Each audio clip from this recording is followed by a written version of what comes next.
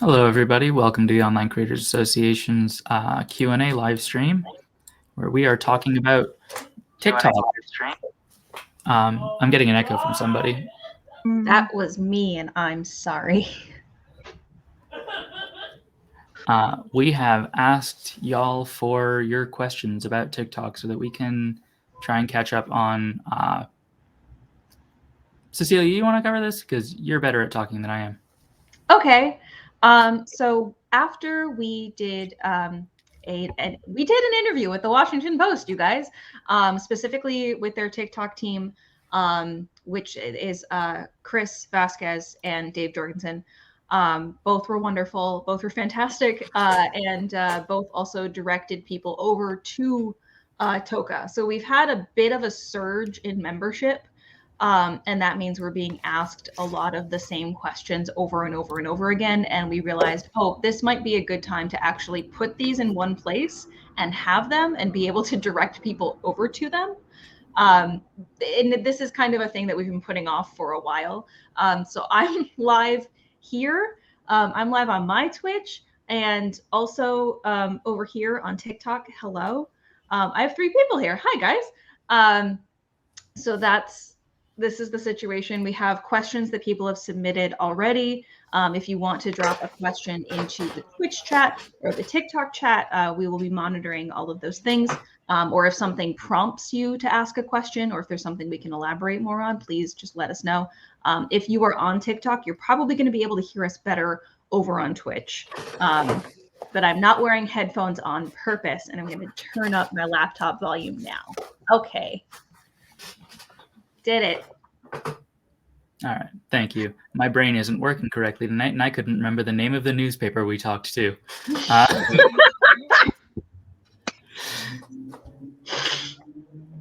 right, do we want to jump right in?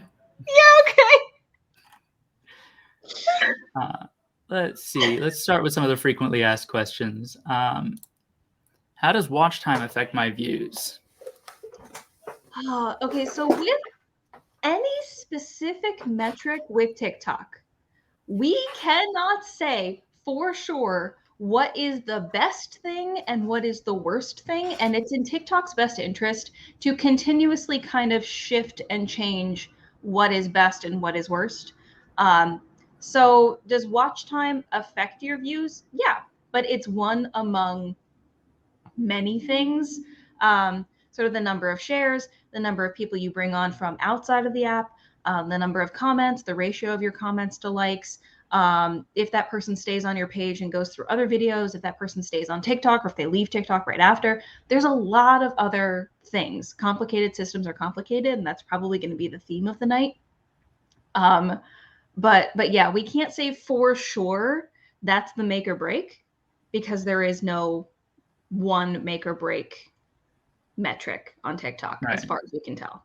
It's really important for them as a company to not be easy to game, because if they become easy to game, then bad faith participants will use the algorithm to push content that people in general don't want to see, and that will make the website bad. But it's also... Sorry, I saw Argit messaged in private chat, and why did my brain was working before we got on this call, wasn't it? Yeah, it was working really well. I don't know what's happening. It's so many good things.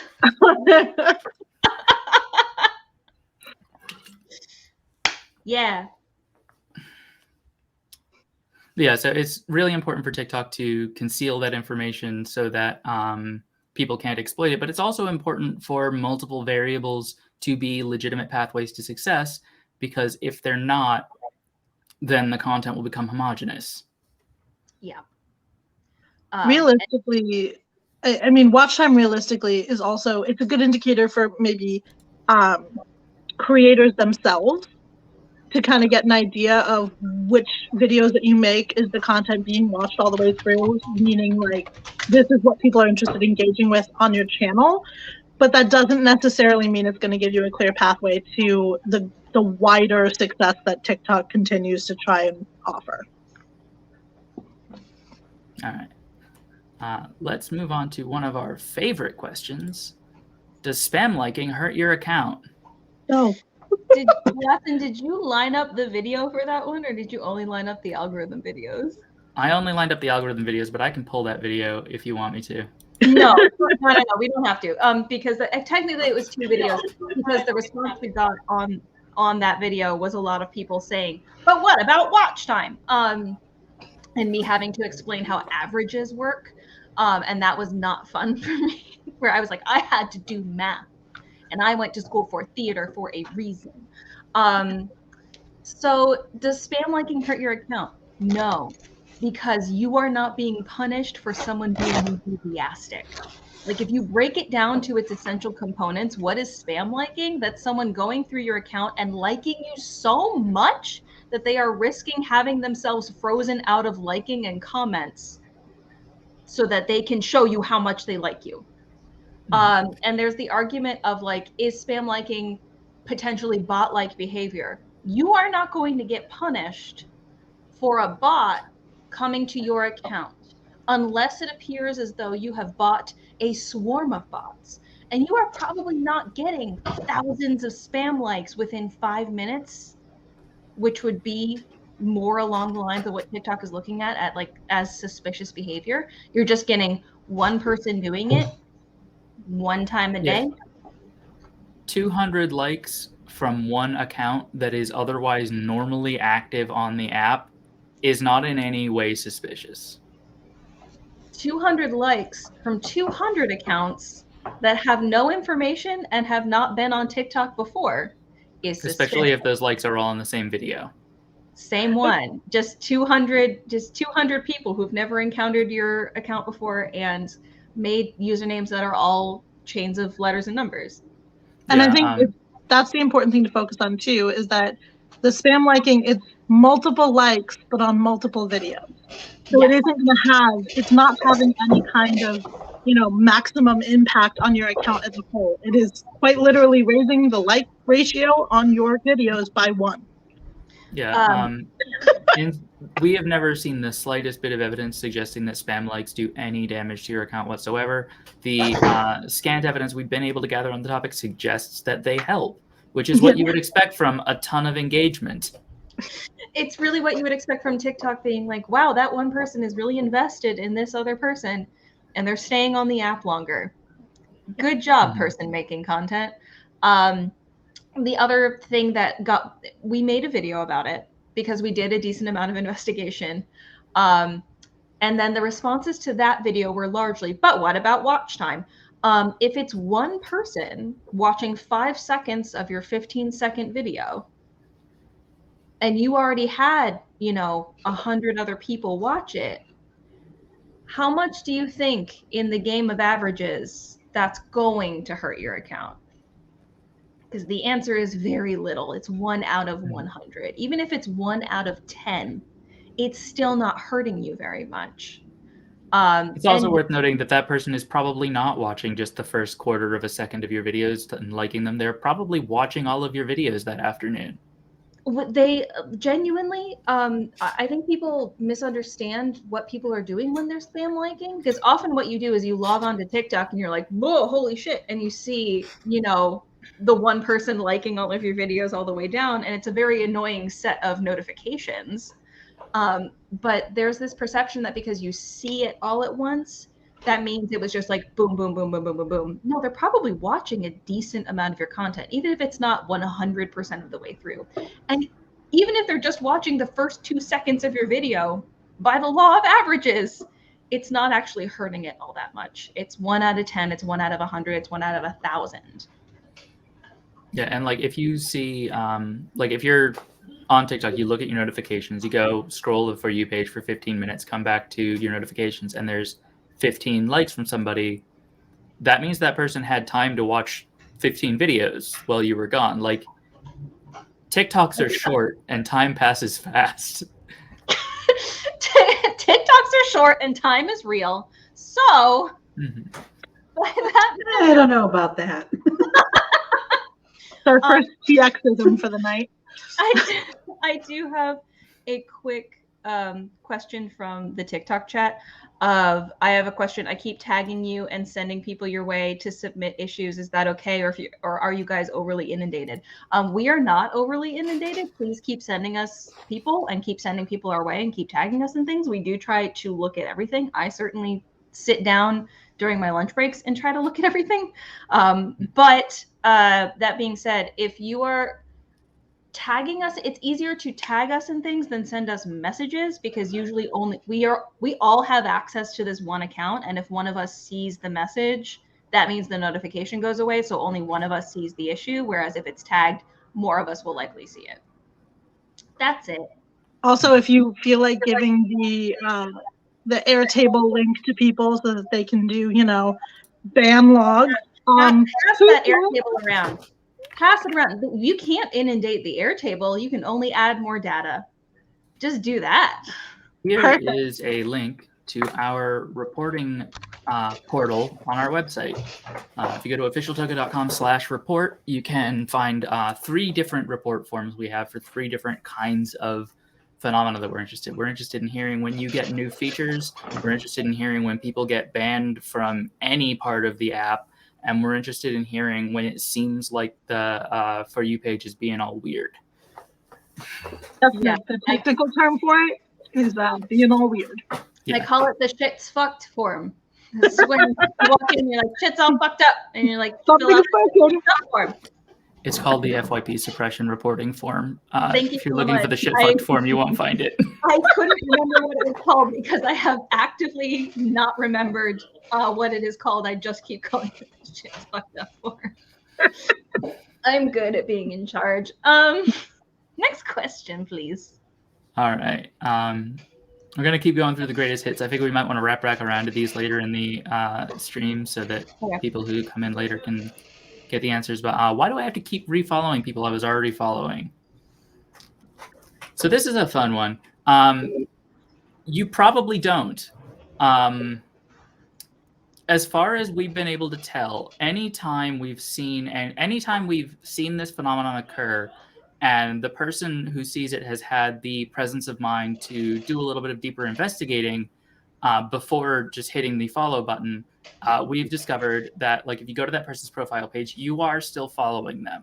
What you're seeing there doesn't seem to be unfollowing. It's a graphical glitch where TikTok shows the follow this person button when it shouldn't.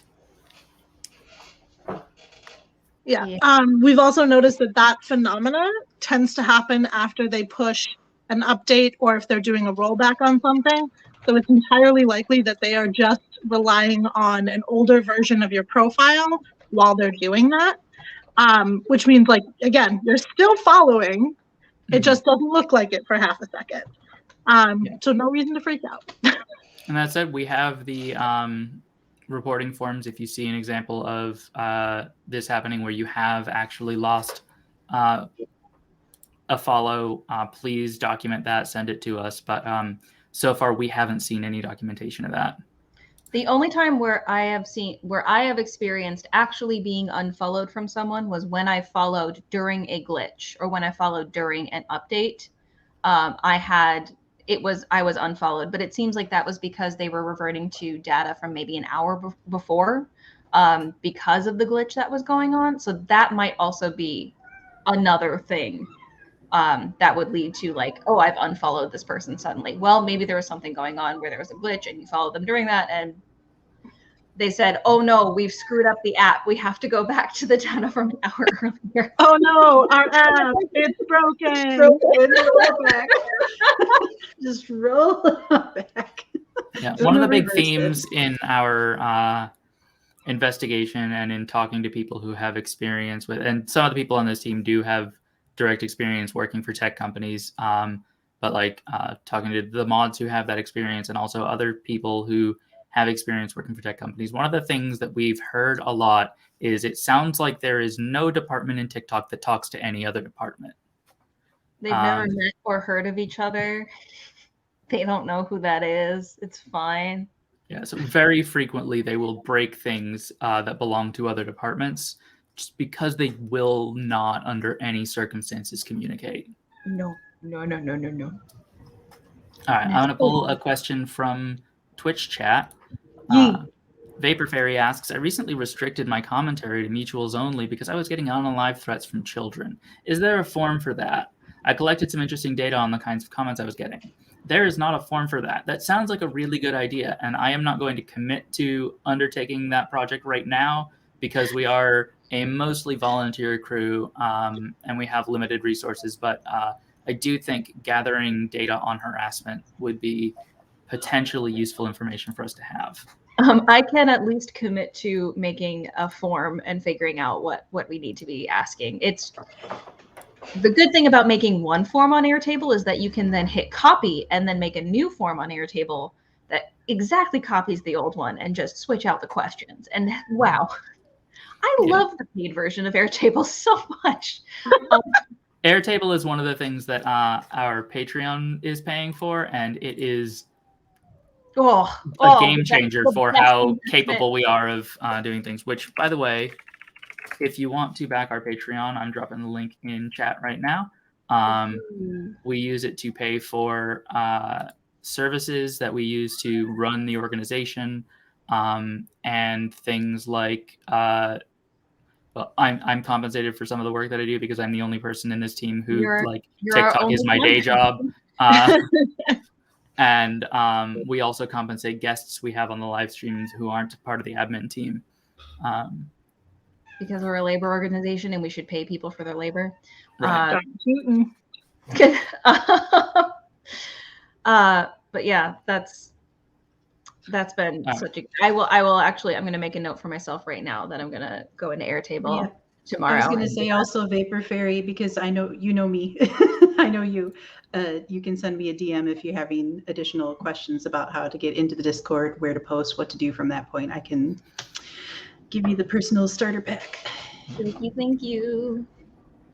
I don't like how often I have seen the phrase "I have received unalive threats from children" in TikTok. It's like, I know that is. This is one of the reasons why I just love Vapor Fairy, because that is their sense of humor to a T. Right, because anybody who is commenting those kind of rude things, clearly they lack the either the emotional or the actual maturity to be a real adult. Therefore, it is children attacking. It's a nightmare. Here's our last FAQ question. Okay. Why do my views take a hit when I direct people to a link in my bio? And this one's pretty straightforward. Now, like we said earlier about the watch time thing, we can't say with confidence exactly how every variable affects your videos. They change it a lot. These things move back and forth. But one variable that we assume TikTok tracks, because we know that every other platform tracks this variable, is time spent on site. And one of the things that means is it's points for your video if people watch your TikTok and then watch more TikToks afterward. So like if your content keeps people on the platform, that's one of the things that helps your content. So if you're directing people off site, you are losing that variable. Like you're losing that potential for your video to accumulate points. Basically, no leave, only consume. That's all we are allowed to do. But there is pretty direct evidence that, like, when you send people offsite, when you're making a video, I'm going to be really brutally honest. I made a video asking people to donate to my friend's cancer treatment. And that video did super well until too many people left TikTok to go and donate. And then suddenly the video stopped growing. I left it up for weeks and it did not get any farther than that. So it is a pretty surefire way. If you are absolutely like directing people to leave the app, that is a pretty surefire way to like get your views capped at a certain point. But that being said, it's a mechanism on every other social media platform. So you could not expect any different. Does it suck? Yes. Is it everywhere? Yes. Chaotic Fae Energy, I just want to say thank you for signing up for the Patreon. It's incredibly helpful. It's why we're able to like take this as seriously as we are and like start to actually be able to do functionally good things for TikTok content creators, which we're very happy to be able to be doing. Oh, it's so exciting. All right. I also just want to say one of the things we've talked about in the past trying, I don't think we've tried it yet, and we don't know how TikTok would react to this. So like try this at your own risk, but it might be worth, instead of putting a link in your bio, putting a QR code on the screen in your video and instructing the users to take a screenshot of it and then go to that later and use a QR code reader to get to the website. Because that way they don't have to leave the site right away. They will have the URL saved on their device. And when they access it, they are not accessing it through a link on your profile showing TikTok that people leave your profile or leave the site from your profile. All that said, they might notice that there's a QR code. Those are very noticeable to computers, and that might be a massive red flag. We can give it is also worth noting that if you choose to do the QR code situation, you don't have to access those websites through TikTok's browser. Every time you click a link that is connected to TikTok, you are experiencing whatever that content is through TikTok's browser, which means they can track what it is you are looking at, which was a bigger issue earlier in the year. I'm not really sure where we're at with that right now. I mean, I think where we're at right now is that most of the people who are most dramatically affected by that know to send people to their Instagram and have them click the link there. Yeah. But also TikTok has now worked out deals with the major linking apps, Beacons, Linktree, to make some links just not work if you're accessing them in the TikTok browser. Yeah. And that seems to be something that TikTok has settled on as like they're comfortable with that. Mackenzie has asked a good segue question off of this. When companies ask to collab, they always want us to direct people to links or off the app. Do you have any advice for what to do in that scenario? So the couple of companies that I have worked with, because they are like legitimate companies, they also have marketing departments that understand social media at least decently well. So when you are upfront and say to them like, hey, TikTok punishes me when I send people directly off of the app, you can tell people to go and click the link in your bio. You can tell people to go and use your code. But there is a certain point where it is going to start punishing you. And I've seen it happen with the couple of sponsored posts I've done. One way to circumvent that is to have them place the ad through the actual marketplace. And that's hard to get companies to do. I know I just did a thing with Revive Superfoods, and Revive was very hesitant to go through the marketplace to do it because the marketplace is kind of the Wild West, as we have found out in our experiments with it. It is probably the best way to get them to circumvent that, because then it's sort of all lined up on TikTok's end, and TikTok perceives it as an ad, and the ad is successful if the person leaves the app. So if they can do it through official channels, they should, and you should encourage them to do it through official channels. If they don't want to do it through official channels, the best thing you can do is to like provide the code, encourage people to like use the code, but maybe not necessarily say, click that link in my bio. Maybe direct them to your Instagram, because there seems to be a little less punishment if you're moving from one app and then back. But is there like a surefire way to circumvent it? No, not unless they want to place an actual ad with you in the ad. All right. I'm going to pull up Chaotic Fae Energy's question here. 9 out of 10 lives I get suggested are alt-right Trump people, even though my content is far left. Is TikTok rage farming like Facebook was? How do I see less of those? Yes, they're rage farming. TikTok is probably not doing the thing that Facebook was doing, where they have identified differences in the variables and like given you a way to communicate, I hate this, and used that specifically to show you more of it than the things you said you liked. That's the thing Facebook was doing that is psychotic. TikTok just doesn't distinguish, and people engage with things they hate. So like, just swipe as fast as you can on that stuff. Absolutely never click through to one of those lives. You're still going to see them sometimes, but like the less you engage with content that it pisses you off, the less of that content you will see, and the less successful that content will be.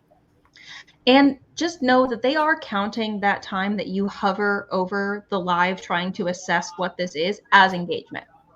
So like if you see that Trump flag behind somebody, just go. Yeah. Just no questions, just leave. Yeah, My I don't friend even Ghost like also was having a lot of those issues because he posts nothing but leftist content, and then they switched something, and basically they went politics, go, and So- something flipped about 6 months ago, and it has just been absolutely radical ever since. So it's not Well, just you. There's It one also- creator who, in response to "Am I a fairy princess yet?" questions, is not clicking not interested. Help get rid of them. There's one creator that I used to follow who I don't like anymore. Who's in a niche that I am very like I follow almost everybody in that niche. I have been clicking not interested, specifically the option I don't want to see this person every time I see their videos for weeks, and I see every single one of their new videos. I am just gonna block them the next time I see them. But I think that like I've been saying for a while that I think the not interested button tells TikTok this is something that pisses me off, so show me more of it. But So I haven't really talked about this much either, but like I know that I did complain about it a little bit in chat a little while ago, but I do not like ASMR. I am like Grace Helbig. It is nails down a chalkboard. Never. Like, do not do that. One of my friends, if you post an occasional ASMR video, I will, for your support, I will maybe watch it, but otherwise, I don't want to see it. Somehow the stupid algorithm decided I wanted nothing but ASMR all the time, and it has just been flooding me, and I'm just kind of like, I finally wrote into TikTok and they said, okay, well, but did you hit the not interested button? And I'm like, yeah, like over 50 times now. Do I have to block every account with the name ASMR to get this shit to stop? Like, I don't understand what happened. Fix it. And they're like, okay, but was it the same account again? And I was like, please show us pictures. And then there's not a way to upload the pictures. So now I've been bitching at them because they won't let me show them the pictures that they requested for. Yes. So that's I my just favorite started part. swiping instead of hitting not interested. And it's finally starting to pick up on the hint that yes, singing bowls are okay. Yes, mantras and other manifestations are fine. ASMR, get it out of here. I'm done. yeah, it's also very frustrating that like TikTok cannot tell the difference between like more specific like details of content. So like the not interested, like even if not interested works, it doesn't work to actually like functionally exclude the things you're trying to exclude most of the time, because it's like, I really like this niche. I don't like this take, and I would like to stop seeing videos about this take. TikTok doesn't know which videos are that take. TikTok can't read. So But they know everybody likes the pug and berries and cream. Like, let's go. no, but this is I often think that the not interested button is like it's like a trial run. It's like a I'm not interested. When you only click not interested, especially, it's like, okay, so there are 12 things going on here that TikTok can see. Which of these 12 things are you not interested in? We're going to keep showing you things and you're going to keep clicking not interested until we're able to narrow down what the fuck you're not interested in. Like I have the weirdest suspicion that it is that, and it could be. It would be the least efficient way to go about it. It took me Totally doing it. It took me literally 4 months of hitting not interested to get one specific user to stop showing up in my For You page. And I don't block this user because the drama around this user, sometimes I actually do have to check in just to make sure that like bad things aren't going down. But like, I don't want to see her on my For You page. So, see, Watson, it's only going to take you like 3 more months of just. You'll get there. I am fully comfortable blocking people. I am not worried about monitoring drama in the niches that I follow. In fairness, like, it's not so much drama, it's like grifter shit. Yeah. Yeah, I mean, we have like 6 accounts that I can use to check on somebody if they're doing grifter shit. I could just flip over to the Toka account if I'm watching their videos for Toka business.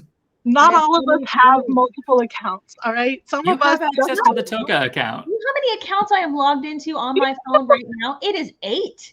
Why do you know how quickly I will forget how to log into my account if I log into the Toka account on my one phone? Just keep them in a little list. Yeah. You just add the account, and then like when you go to the PFP, there's a button that like just opens a drop-down list of all of the accounts you're logged into. This is how I've been logged into Watson's account for like 2 months. It broke your I video. realized that the chaos that I could actually cause on your account is screwing up your recommendation engine. Okay. That would be the worst possible thing I could do to you. Surprise, Cecilia's been liking videos from that person you've been trying to get off before you pay this whole time. Cecilia Okay, absolutely so- does not know specifically enough about that niche to know which people I don't want to see in it. Magnificent. Wonderful. Okay, so I want to keep talking about all of this, but at the same You know how or why they stop followers from seeing videos? I have 46,000 followers and get 300 views when I used to get 100K.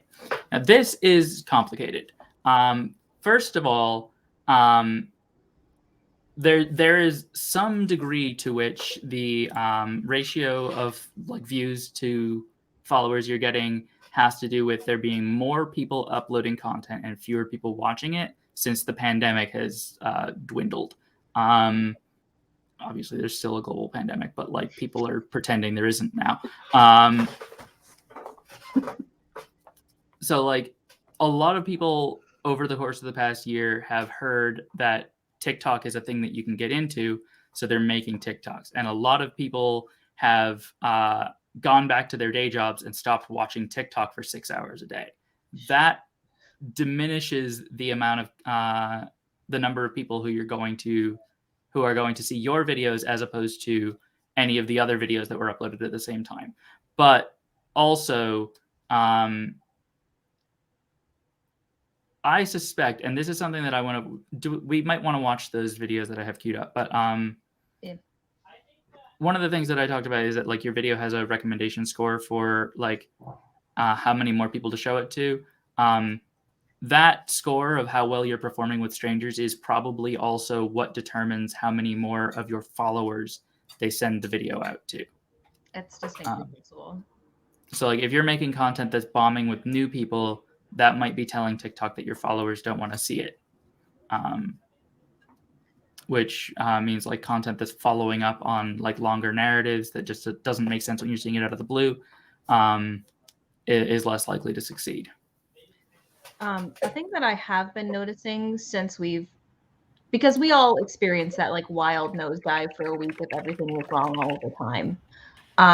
And we're kind of pulling up out of that now. Like it's not perfect, but we are like starting to pull up out of it. And the thing that I've been noticing the past couple of days is when I post a video, it is hitting my mutuals immediately. And it's going to followers very quickly, but it's taking a long time for it to start gathering For You page likes. It's taking a while to get pushed out to strangers. And I don't know if that's universal. I don't know if that's just my account. As you know, I have a significantly smaller following than anybody else. I've noticed that same thing, and I'm just kind of like, hey, it's just what the algorithm's doing to me, right? But no, it's that same thing. Like if I'm making my like completely original content that's nothing but Magic the Gathering, it just kind of, you know, roughly 200 views. But in the past couple of weeks, I stitched. I forgot the question. There was a launching point question that I stitched, and that got almost 400 views. And I was like, okay, so apparently I unlocked something. And then just this morning, I stitched Noodle the Pug. And that has got like almost every single one of my mutuals, I swear, like has seen it because, you know, it comes in as a individual notification per mutual. So it's like all of these mutuals have seen it.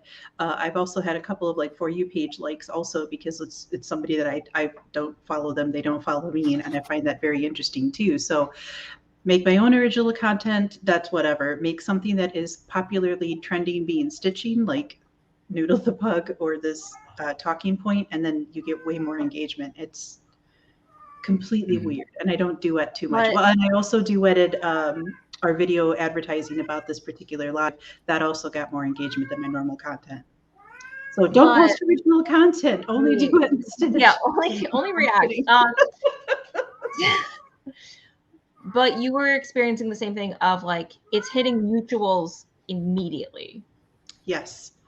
Maybe Like that's within something 5 we minutes. should stop speculating about this on live and Okay, yeah. make a note to like go on a bit of a fishing expedition in the Discord of like, hey, Yeah. you noticed a Because thing. I was Have you going to noticed also a thing? mention, I did DM like 10 mutuals. Yeah, So that explains a piece of it, but not the 30 more that came after it. Like that was wild. Yeah, so basically, like, there are some things that we know about this that are like the broad strokes of why this kind of thing might change. There's also a lot more investigating we can do, and we are going to be following up with further probes that we can potentially pursue in the near future. Do we want to show the videos explaining the algorithm? Or explaining suppression? Please do. So yeah, as we mentioned earlier, we were recently interviewed by the Washington Post about TikTok, and TikTok responded to some of the things we said, and we have responses to what TikTok said. And I'm just going to play them. I'm TX Watson. I'm an administrator with the Online Creators Association, and we recently spoke to the Washington Post about TikTok's moderation policies. The Washington Post also spoke to TikTok about these policies, and we have some responses to their statements. TikTok said that they never block content from the For You page, and while we think they're probably technically being accurate, we don't think they're being honest. TikTok has an algorithm that takes input about what kind of engagement a video is getting, and uses that information to decide how many more people to show it to. We don't know exactly what kind of engagement matters, but whatever it is, it'll look something like this. TikTok selects a batch of people to show your video to. It uses your performance with those people to generate a score, and then it uses that score to decide how many more people to show your video to. So let's say TikTok ranks your videos on a scale of 1 to 10, and with the first batch of viewers they show it to, you get a score of a 6. Now let's say the target number that day is a 5. That means your score with that batch of viewers is 6 over 5, or 1.2. Then you multiply that number by the size of the batch it represents. So let's say the first batch of people was 10. So multiply the batch size 10 by 1.2 and you get 12. That's the size of the next batch of people that are going to send it out to. And if those 12 people rank at an average of 7, then that batch size gets multiplied by a number greater than 1, and so on. That's how videos go viral. They start going into larger and larger sample batches and continuing to perform well with those samples. The actual mechanics of the recommendation engine are without a doubt more complicated than that, and a lot of weird things go into and come out of that fact. For example, at the same time TikTok is showing your videos to these batches of people, they're also showing it to people who sought out your videos in other ways, like people in your follower list, people who are looking at your profile page, people who follow tags you use, and their engagement might count a lot less if it counts at all towards your recommendation score. But that's the basic shape of how a recommendation engine works. And we can reasonably assume that TikTok has a dial that they can change what number you need to hit in order to have a successful video. So they can turn the content threshold up to like a 9 and only get the most uncontroversial, everybody's gonna love this, no one's gonna get mad videos that day. Again, it's a certainty that the system is vastly more complicated than this. I am absolutely not describing in any of the particulars how the TikTok algorithm works. But it's also necessarily true that this mechanism exists in the mechanics of TikTok, because without it, they couldn't control anything about what goes to the For You page, which would mean they wouldn't have a functioning For You page. In this video, I talked about the basics of how a recommendation engine works and how that affects the ability of new content to reach the For You page. In short, there's a threshold of engagement that videos need to meet in order to achieve an accelerating rate of views on the For You page, and TikTok has the ability to raise or lower that threshold. So what happens to content when the threshold is raised? Well, in a certain sense, nothing. Like, everything's still getting the same chance. They're all being evaluated the same way. It's just that the same chance that everybody's getting is a smaller chance. And this is what TikTok seems to be leaning on when they say that they don't block content from making it to the For You page. But the implication there is that the best content from any given niche always has a shot of going viral, and that's not actually what this kind of control does. It doesn't mean that the best of the best in every subfield of TikTok still has the same chance. It means that only the subfields of TikTok that are the most broadly appealing have any chance at all. Straightforward jokes and memes, food content, pictures of people's pets, stuff that loads of people like and almost nobody hates. But things that a smaller proportion of people are really excited about can't get any traction because there's no way to get to that higher threshold. Stuff that would normally blow up in a particular niche because like 1 in 5 people who see it are gonna be really excited about it. And that affects a lot of things. Anything that's more political is a lot less likely to make it out. Same thing with anything based on a niche interest like tabletop RPGs or Shakespeare memes. But it also hurts the chances of anybody against whom there exists a widespread social bias. Anytime the way someone looks might make a subset of a random selection of people swipe just a little bit faster, a higher bar for content spread has a magnified dampening effect on that person's content. Creators of color, as well as visibly queer and disabled creators, are noticeably more affected by these changes than non-marginalized creators. When we see these shifts in what content's making it to the For You page, we often see marginalized creators who make extremely broad appeal content hit harder by suppression than non-marginalized creators who make the same kind of content. All right, there's 2 more videos in this set, but I need a moment of rest from hearing myself talk. Yeah. Yeah. My dog just That's very relatable, and honestly, it might be a good moment too to talk about the hashtag suppression question from Yeah, really briefly. Okay, right now on because I'm like on the margins of autism TikTok because I like am mutuals with a lot of autistic creators, and I have an autistic partner and we talk about it like periodically on my TikTok. There is a lot of it's justified. It's a justified and healthy level of paranoia about TikTok suppressing content around disability because they do. And that's not something we can really argue with. That is a fact. There are times where you're trying to type the word autism into somebody's live, and that comment never goes through. They never see your comment. And I experienced that first with actually autistic Katie. She sent me a message with like, people can't write the word autistic in my live comments.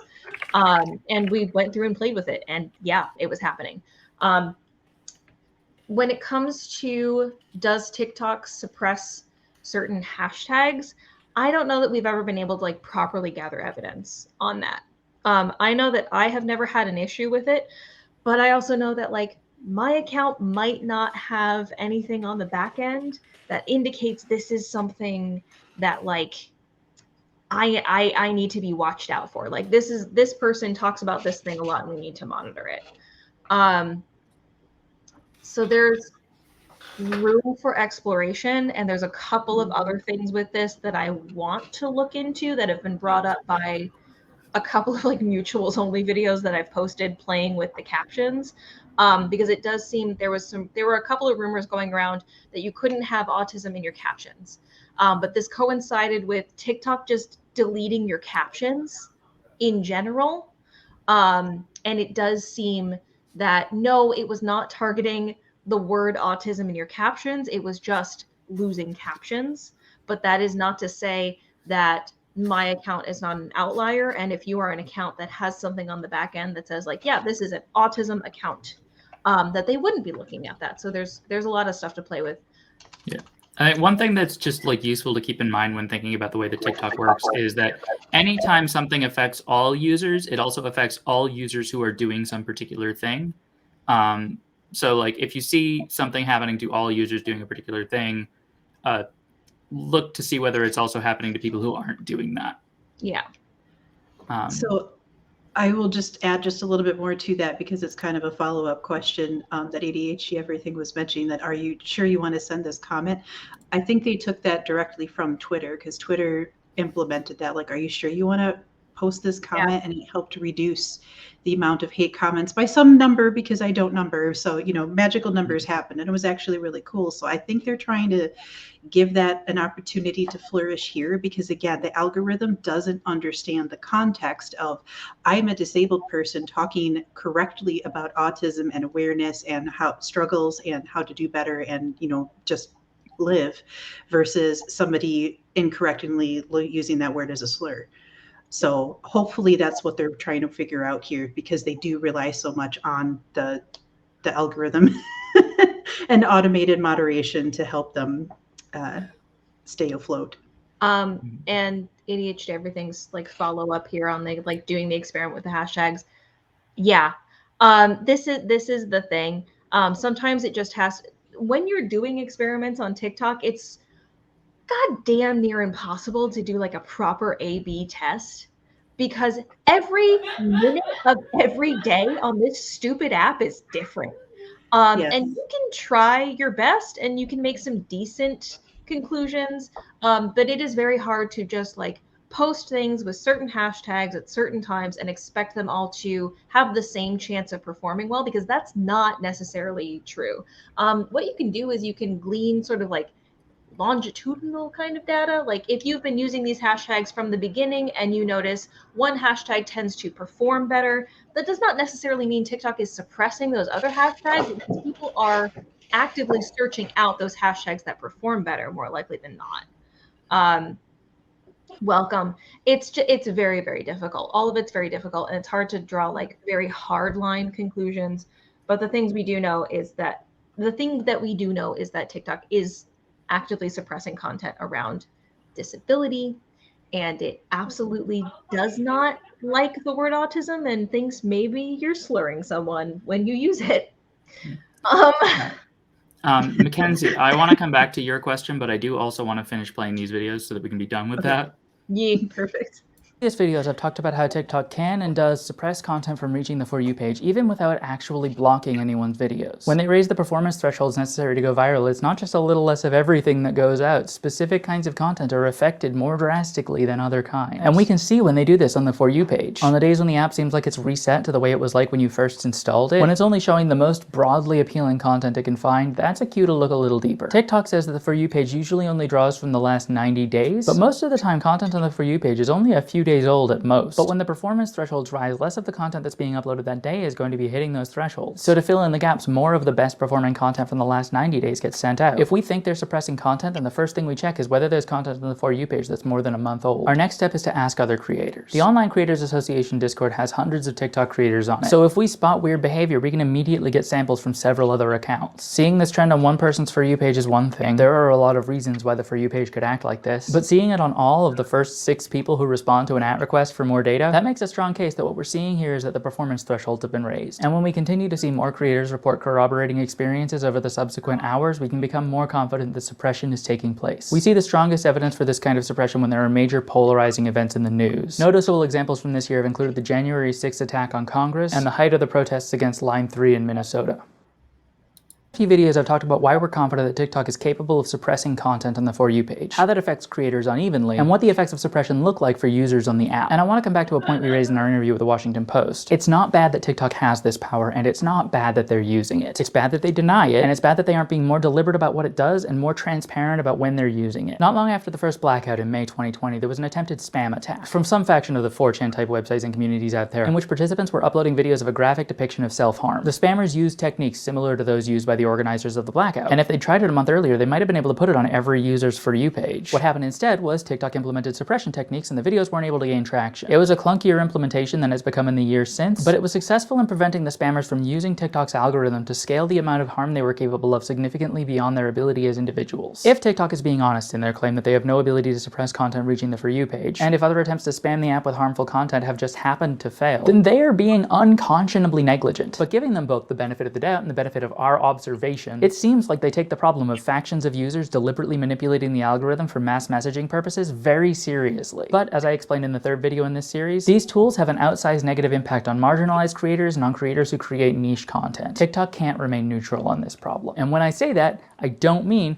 it would be morally wrong of TikTok to remain neutral on this problem. I mean, neutral is not factually an option that exists for them. They can either maintain an algorithm that picks up on and reinforces the biases of their users, including unjust prejudices like racism, ableism, and homophobia, which is taking the side of racism, ableism, and homophobia, or they can take a stance against unjust prejudice and, acknowledging that they have and that they use tools of suppression to protect the app and its users from malicious attacks, they could build and implement systems that compensate for implicit bias and work to diminish the outsized impact that suppression has on marginalized creators. We know that attempting to implement these systems would be a challenging task, both in terms of the code that would need to be written and the complex ethical decisions that would need to be made about what that code should even be. We know that no choice they could possibly make would be uncontroversial, and that whatever they implement, it's certain to be noticeably imperfect in its stated aims. But TikTok is the fastest growing social media platform in the United States. It is a genuinely influential aspect of the social fabric of this country and of the world. When they deny their capability, they deny their responsibility, and they deny the real and impactful choices that they have made and continue to make to let problems get worse because helping to prevent them would be hard. And we at the Online Creators Association are of the opinion that, frankly, if the multi-hundred-billion-dollar corporation is going to continuously shirk their responsibilities, then we need to be having a public dialogue about how one of the biggest social media platforms is run by reckless, spoiled, and incompetent children who are afraid of hard work. Absolutely. That's scolding. Look, like I looked up right at that moment too. I'm like, what did I do wrong? Wait. It's not about me. Real quick, would like to address within the chat Anomaly Bones' comment of, I don't fully follow the conclusion that there aren't other methods of control. I don't believe that we ever stated that there are not other methods of control. I think what we stated was this is sort of the main one, the one we're able to suss out best. That there are definitely other things, but this is kind of a black box. And generally speaking, what we are talking about are recommendation engines that we know exist and sort of know the nuts and bolts of and how it most likely works on other apps. No one has ever, they're not like rebuilding the wheel every time they build an app. They are purchasing things from other developers and making tweaks as they go. So none of this is new and none of this is original. It's just the ways in which it's put together and the things that the machine learning then brings after that makes it sort of the algorithm as we think of it. Right. And I think it would also be fair to say that, like, we know there are other methods of control. We know that some people are more closely moderated than other people. We know that accounts, or we can reasonably conclude that accounts that have had a lot of community guideline violations get like filtered with more scrutiny, or that accounts that have a longer record of no community guideline violations can post content that a brand new account can't. We have seen that in tests. We're not saying that other methods of control don't exist, but no other method of control that any of us have been able to think of could possibly have the scale of effectiveness that this does, because like anything else requires individual labor for every act of control. This affects everyone immediately every time. And the constant thing to remind everyone of, while everyone is special and doing good things and important in their own life and important to the people around them, on TikTok, you are one of billions, hundreds. I think it's like a billion. A billion. You are one of a billion. So unless you are doing something that is actually threatening, and I say this a lot, but unless you're doing something that is actually threatening to TikTok, to their revenue stream, if you are somebody that's like potentially profiting off of like breaking down and selling information about the app, unless you are a problem, they're not going to spend the time and the resources to do that. They have a dial that they can turn up and down and just make sure everything stays as level as possible. So I'm not saying that you are not a special good person, but in the scheme of things on TikTok, you are probably not the main character. And that's okay. And the sooner that you accept that, the less paranoid you're going to be every time you log into the app. Unless you are Ziggy Tyler and you did an interview with Forbes and CNN about not being able to write Black Lives Matter in your creator fund bio, you are not the main character, and TikTok doesn't necessarily know who you are. And that's in your best interest. Let TikTok not know who you are. It's kind of important for you to stay under the radar for a while. Because let me tell you, when you come onto the radar, it's not a good time. From personal experience, it's really not fucking fun. And we can say, I don't remember his name, but that dude from the H3 podcast recently did an interview with an anonymous TikTok moderator. Yeah. One of the things that the moderator talked about is that there are some TikTok creators against whom that like somebody has a personal vendetta and they like specifically like cause problems for that creator because they hate them.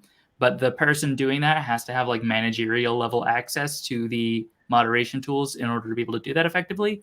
So the number of people that could possibly be happening to is in the area of dozens. Like it's very limited. You either have to be a public figure, or you have to know someone who works at a at a you content moderation nemesis. farm who personally hates you. You have to have a Ethan nemesis Klein. at TikTok who happens to work in a managerial position on the moderation team. Like that is the odds. Listen, the odds are not impossible. And if you're one of those people, I want to know desperately, because that is an incredible story. But I mean, it's a decent villain origin story, if nothing else. It's a great villain origin story, honestly. I will also say, on the topic of moderators talking to media creators, Toka is extremely willing to have an off-the-record conversation with TikTok moderators. You do not have to like put yourself on blast in order to tell us things. Yes. We have and continue to talk about information that we've gathered from people who have explicitly asked us, hey, don't attach my name to this, because they have a larger account, they have a relationship with TikTok. and they are not willing to put that at risk, which is fair because for a lot of them, it's their job. So yes, we are always willing to just let you be anonymous.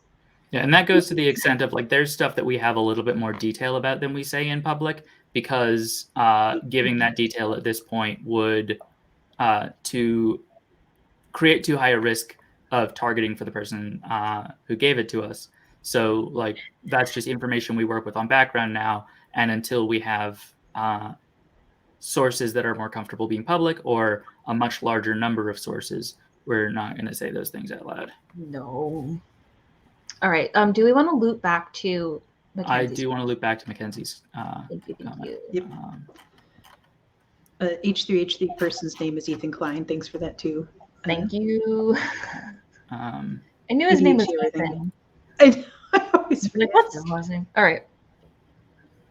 All right. So, do you have any data? Sorry. Never mind. Go. Do you have any data on how long it might take to remove the alert TikTok has on certain accounts? I've been trying to make my account slightly more friendly, but I still have the vast majority of my videos go under review and all the signs of TikTok still tagging my account as bad. We don't know whether it's possible to get rid of those flags.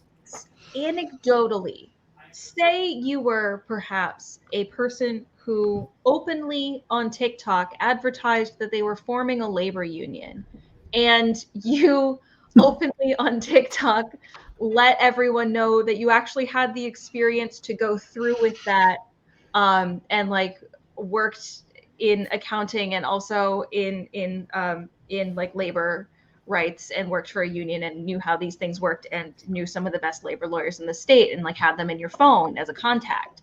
Specifically, I do want to point out boring accounting, like the kind that helps for labor organizing. Or the boring accounting, the kind where I go into an office and I am looking at spreadsheets all day. And the other day, the payment batch was off by 42 cents and it made me want to cry. That kind of accounting. There's a really good pun in there about spreadsheets. Shut up. Listen. Leave me alone. I'm trying to answer a goddamn question. Okay. Like a professional. We have to watch that for the next One 10 minutes. All right. You're not wrong, but okay. Say all of these things were true about you. And you were stupid enough to put it on your TikTok publicly. I did that in July. TikTok had reason to believe I was actually doing things by the end of July, beginning of August. I was then most definitely being personally monitored for a little while. That lasted until January. I had a couple of videos do well. I had multiple videos used on network television. And I still struggled to get more than like 5,000 to 10,000 views per video. And most of the time it was hovering more at like 3,000 or 4,000. There are very, very few videos left on my account from that time period because I just had to delete them all because they were severely underperforming. So the answer is it could take months. And there are also people for whom they got mass reported. I'm not going to like name a name. But if you got mass reported at some point, that puts a lot of flags on your account. Suddenly you're a risky kind of account. This person's account never recovered.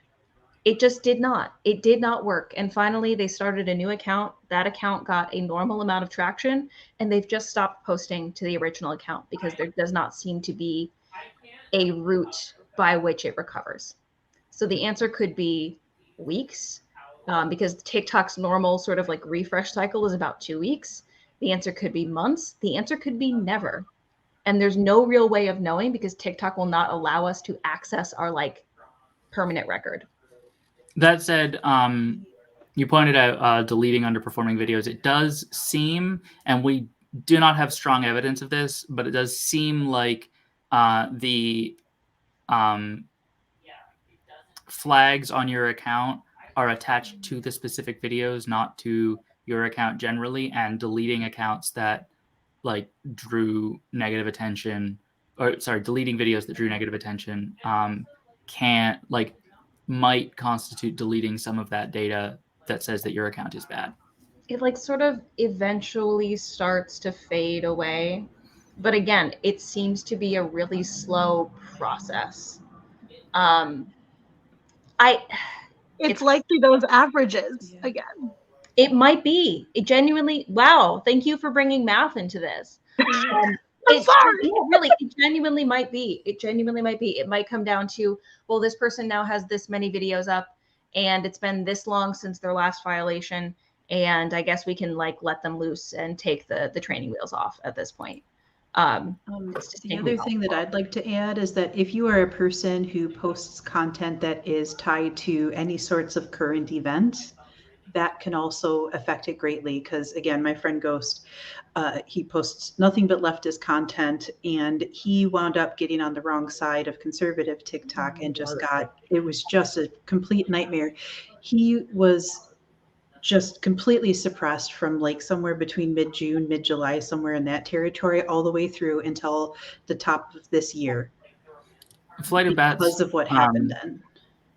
This comment, I thought that intentionally manipulating the algorithm was against the terms of service. It is, but also like that is not a universally enforceable Is it?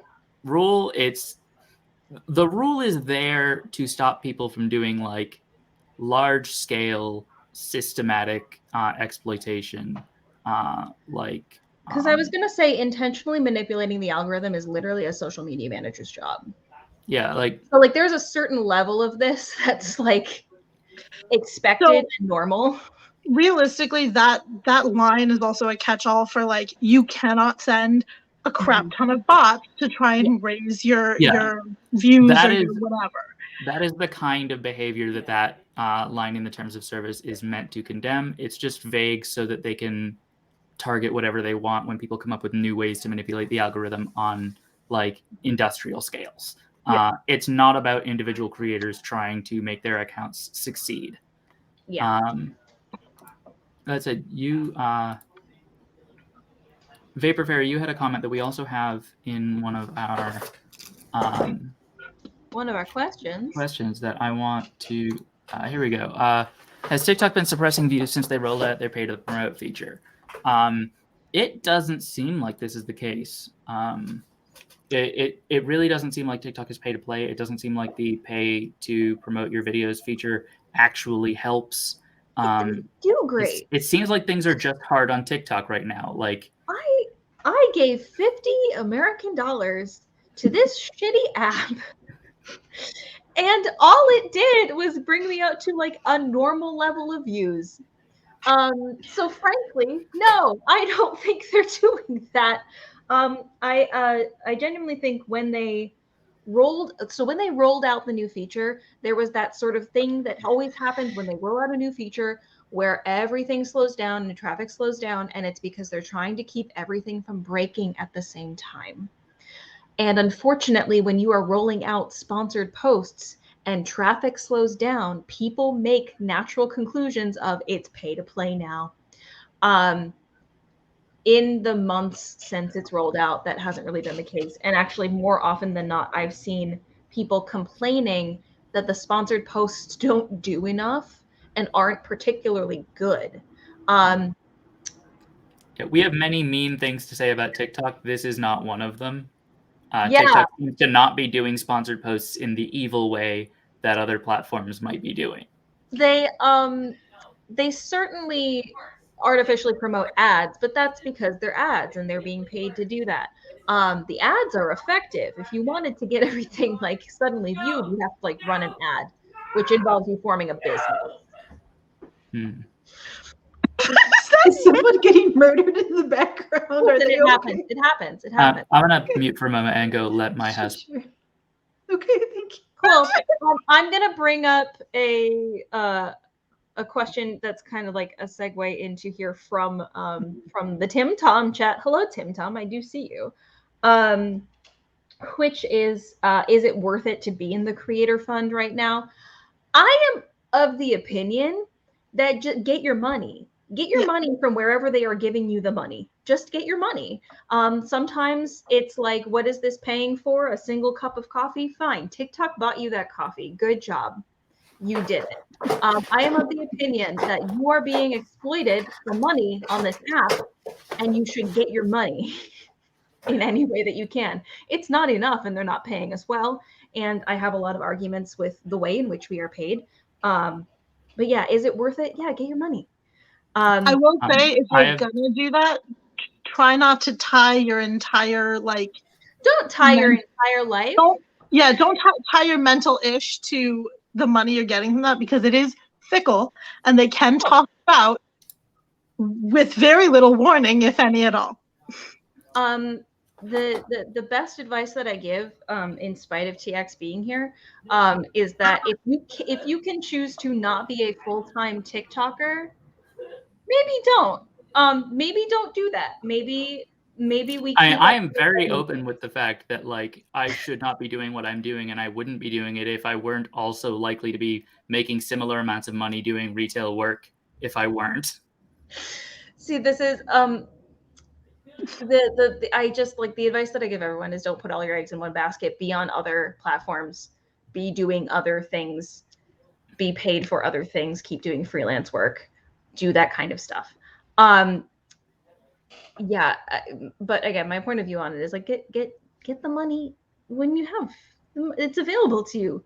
Who cares if it's 50 cents? Get your goddamn 50 cents. Do you know how much money TikTok is making off of you on a daily basis as you sit there scrolling mindlessly? Take your money back. I just want to give an update on the screaming.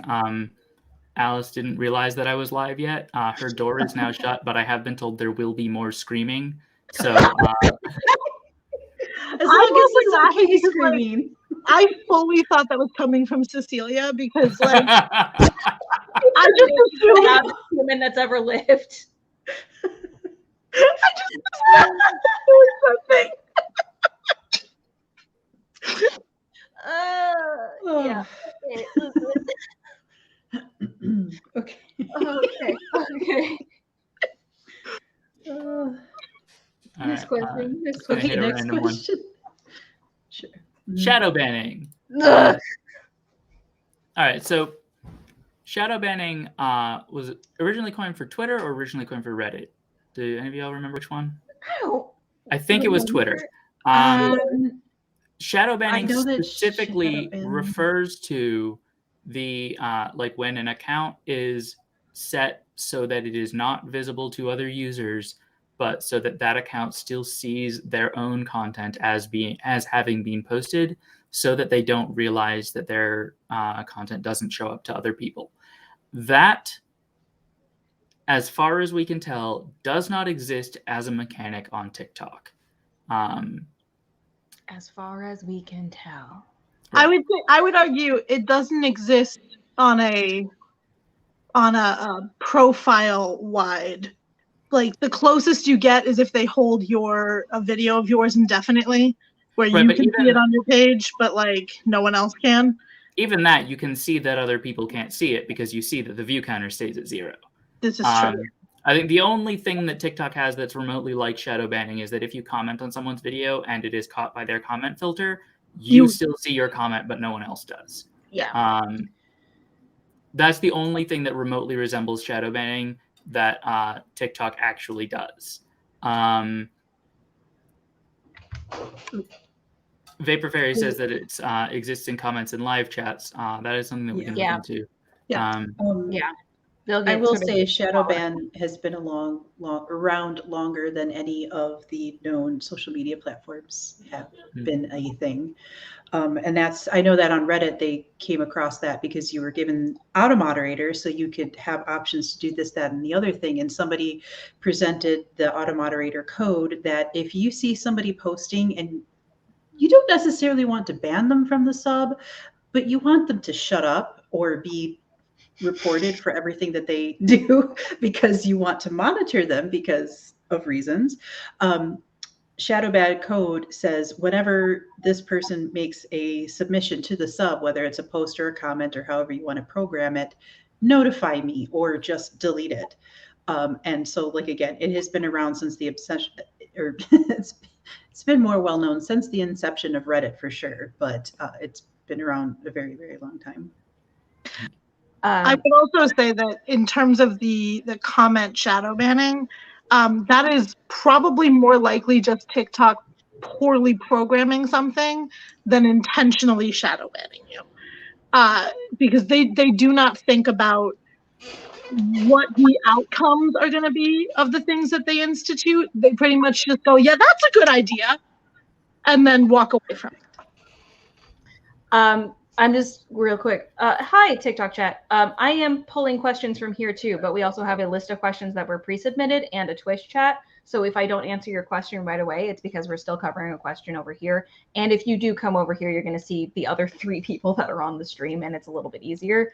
But I wanted to like immediately grab one that I saw come up, which was not necessarily a question; it was a statement of I got in the Creator Fund and immediately stopped getting used, despite similar early posting stats. So here's the thing. First of all, it does not, I said this earlier, every minute on TikTok is different from the last minute.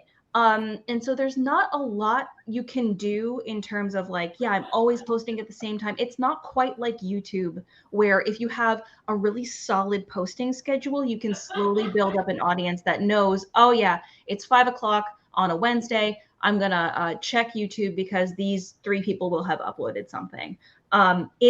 It's less dependable in that way. So, you know, I wish I knew what my window was. I don't. And that's probably just like on me. And there are ways to look in your stats and like judge what works and what doesn't work. But the best advice I can give you in that area is do not expect predictability from this app. Even if you are the most predictable person that you can be. The thing with the Creator Fund is when you join the Creator Fund, what you are doing is licensing your work to TikTok, because that is how we are paid out on our 1099. When you license your work to TikTok, that means TikTok is making an investment in you, and you are now legally associated with the company. So they need to make sure that you are not a liability. So more often than not, what we will see is your account is put under a pretty heavy review, which means your views will be way down. Your engagement will probably be way down. You'll get a lot of those comments like a month later of like, hey, you disappeared. Didn't see you for a while, which I think every creator hates seeing. And I wish I could convey to more people like, hey, I don't necessarily care that you didn't see me for a while. It doesn't feel good when you tell me that. But this is a whole thing. It goes under a review period. It's going to be heavy, and you're going to see a big drop. But usually within a month or 2, you're going to come back up to your normal levels. If you don't come back up to your normal levels, something else is going on. As far as we can tell, the Creator Fund does not have a net positive or a net negative effect. It's just kind of there. But it takes a little bit of time to play out, and that's the main problem with it. I want to pull this one up. Kenzie, on that note, do you have any list of words or phrases the TikTok will filter? I can't even say refer to the pinned video, and I'm wondering what else there is. I have noticed a problem with comment filters on my own TikToks, which is that almost all of my comments on my TikToks get filtered as though they contain words that are forbidden. I can go into the review filtered comments thing and approve them, and then they show up. But like they don't contain words that I put in my filter. I know what all the words in my filter are, and they're not the words that I use conversationally. They're things that I don't want to come up. So I don't know why TikTok does this. I don't know what's happening. But I do think that like there's some weird thing going on with the way that TikTok moderates a creator's comments on their own videos that is not the same as the way they moderate other comments. It is true. One time I got to comment banned over commenting "fight me" on my own video. I was not talking to anyone. I was talking to the world as a whole. It doesn't matter. Anyway, the other thing that we were talking about in like the broader sense of like, is there a list of things that I can and cannot say, or can and cannot comment, or can or cannot tag? And the answer is no, because it is constantly changing. If there is a word that you are worried about, my advice is to go use Threads, and you can bleep it out. And it's really, really simple. And then you've got captions that are like so nice on your video for you.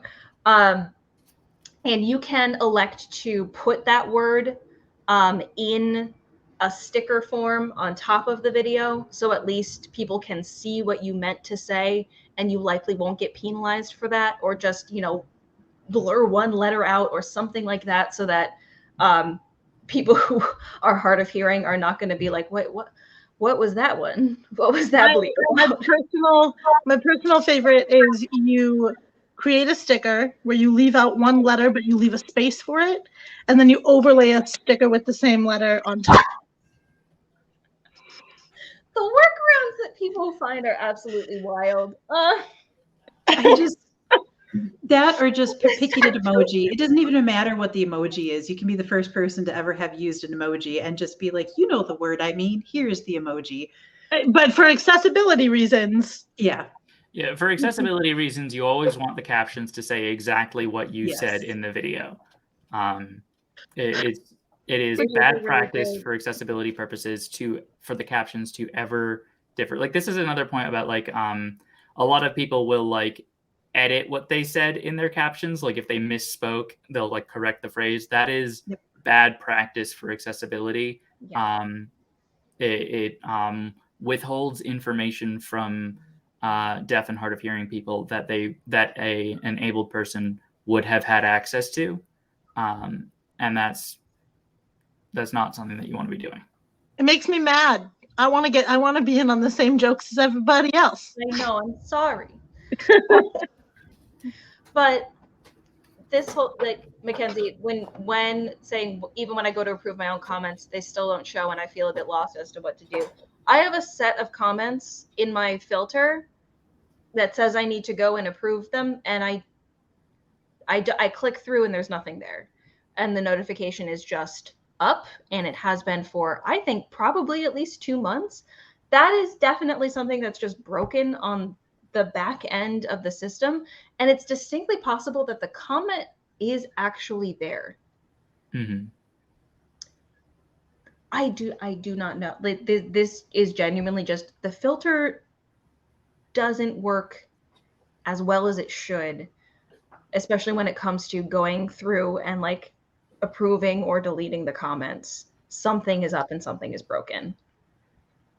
Yeah, I think that for any problem with TikTok parsing words and making decisions about how to moderate based on those parsings, it's more likely to be TikTok being broken and bad at being an app than TikTok employing a strategy to suppress content. Bad at being an app. Mackenzie, please take a screenshot and send it. Always. Yeah. We need like a bugs and bullshit form. Bugs and bullshit. Talking about, like, the differences between, like, shadow banning and censorship, that is also something that is potentially a slightly larger conversation than what we're having here tonight. But there are nuanced differences too, because, like, shadow banning is more about preventing you from doing something. Now, whatever that thing is could be a number of different things, versus pure censorship. This is wrong, full stop, and then you get completely cut off of something. And I understand how it can be like a form of censorship, just like we were just talking about. If you're trying to get around the system by using an emoji or writing over your tag to include the additional letter that is needed or something like that, so that you can have your your speech uninhibited to the best of your abilities working around the system. Those are two separate things in my mind, but I like that thought too. Oh, and there's also the feeling of, like, am I fundamentally hurting this serious thing I'm talking about by having to speak about it in this roundabout way in order to get the message out there? And the thing that Amelia brought up that I was like, that's the most brilliant workaround I've ever heard of, but it requires so many layers of knowledge to get in, was it Minecraft tutorial players or Minecraft tutorial or like Minecraft playthroughs, something like that. Being used to refer to white people first being abbreviated to YT people being like, what are YouTube people, and then turning it into different categories of YouTube video. And, like, the layer of knowledge that it requires you to put together in order to figure that out is very intense. And it means that your message could very well get completely lost in translation. Is it one It's of the also worth 40 noting that I've ever heard? Yes. it's also That's- worth noting that when it comes to the language that marginalized groups use to communicate with each other about non-marginalized Yeah. groups, often the point is to be hard for the non-marginalized groups to parse. The problem with that one is that it just becomes hard for anyone who isn't chronically online to parse. But like, it's just like I will always talk about very this. much enjoy seeing people comment like, "What are YouTube people?" and no one tells them what they are. Mhm. That's great. Keep it It's a up. deeply held secret. All right, so Um, I got a couple of questions here that I want to pull up. From your local library, does the weird authority score play into how much you have to pass the magic number algorithm by? And how do you raise the authority score / visibility score of your videos? I've been trying for months and it feels like my views are capped. The answer to this is we don't know what you're talking about. No, it's not. Okay, so here's the Okay, thing. listen. No. It's not that we don't know what you are talking about. It is that we do not necessarily know that TikTok functions the exact same way that YouTube functions. And so we don't know that this necessarily exists. Mind you, when I think of authority score, I think of Google, which is a completely different set of criteria. Right, and there are a lot of articles on the internet explaining exactly what your authority score is and how to maximize it. None of them cite any evidence for an authority score existing, and we are not aware of any evidence of an authority score existing. We know that something like that exists on YouTube. We found that out from a massive data leak. So it's not like publicly available information, and this is not something that's like come out of any leak that we've heard about from TikTok. We know that there is a number on your account that's like a trust score. It goes from 0 to 5, and it only corresponds to how much they trust the website that your bio link links to. Like you can fully edit that number back and forth by swapping in different websites.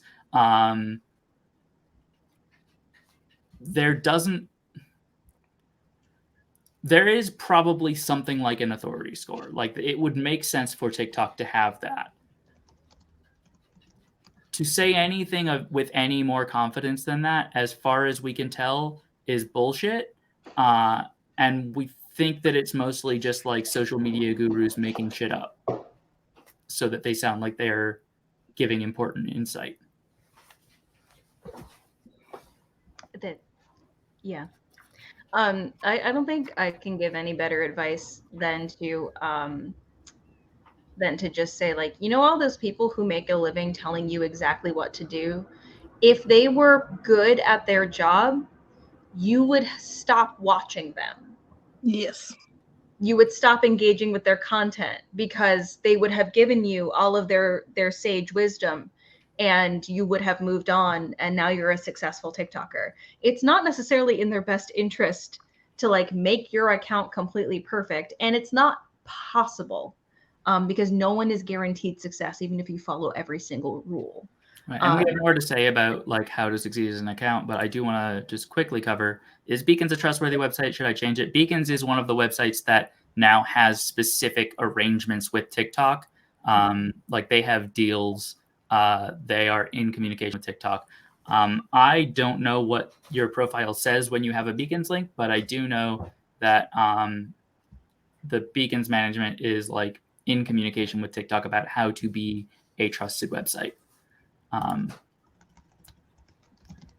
But I do want to jump back to this is a good segue into that topic of what you should be doing. How often should I be producing content? Once my content stops performing for the day, does that mean it's done forever? There's a lot of advice on what you can be doing to like maximize your success as a content creator. And Cecilia has a more nuanced take on this than me.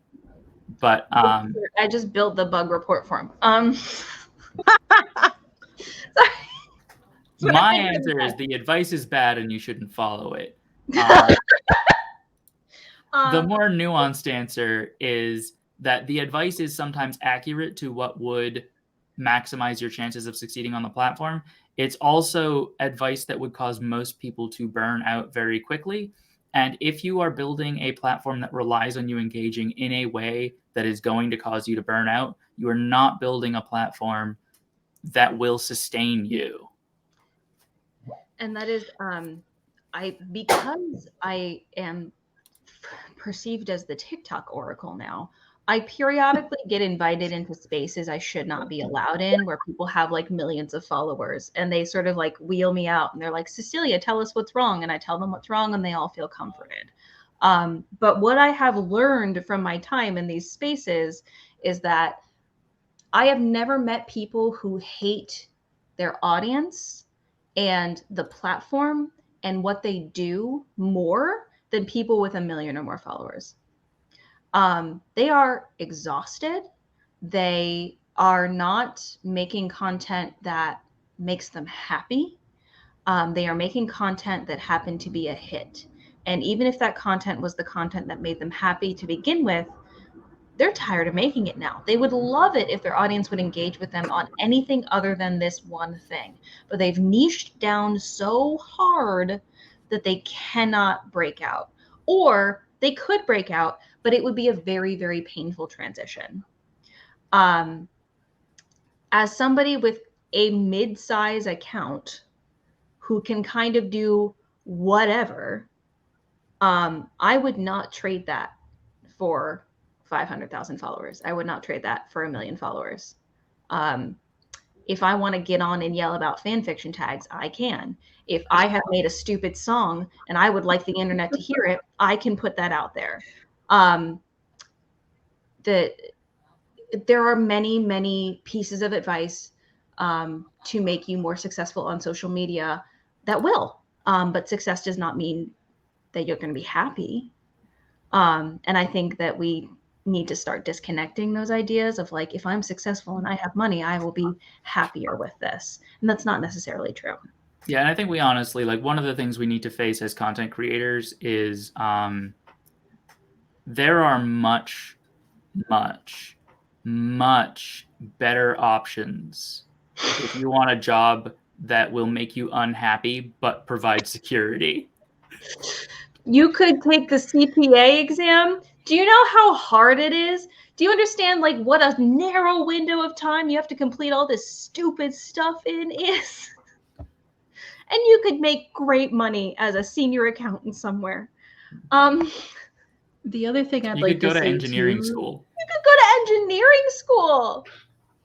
is even you could if be a the doctor. quantity of the content that you put out changes, so long as you still consistently maintain whatever that change is, the algorithm will still adapt. I have at least a dozen. TikTok is suppressing content for these various different niches. So they will make like 20, 30, 40 videos, spend an entire month posting those all out, and then they're gone for 3, 4, 5, 6 months. Hmm. So the second they come back after that 6 months, I see every single one of those videos, and I'm not complaining, but they're just gone forever. And that's okay too. So don't believe anybody who says you have to post XYZ, XYZ. I remember when I first started here too, they were like, you need to be ready to post at least 3 to 5 videos every single day. And I was like, What? oh, I'm never posting ever. Here's the thing. But here's the thing is I did it and it worked. And you know what else? I was very unhappy. Yes. And I was also engaging like, you know, I had a Twitter account that was like a reasonably successful Twitter account. I had a decent number of followers. You know what made me really happy? When a bunch of alt-right boys got me banned temporarily and I didn't go on Twitter for a week because I couldn't. I was really happy and I have not gone back on Twitter since. You don't have to engage with the things that make you unhappy because ultimately you will want to stop doing them. So no matter how successful you are somewhere, if it makes you unhappy, you're going to stop. And again, there are so many downsides to being a professional content creator. The only upside is doing something you love for a living. So don't give that away for better odds of getting to keep doing it. It's important to remember that like the people who genuinely like your content are going to come back to see your content Yeah. as often as they probably can.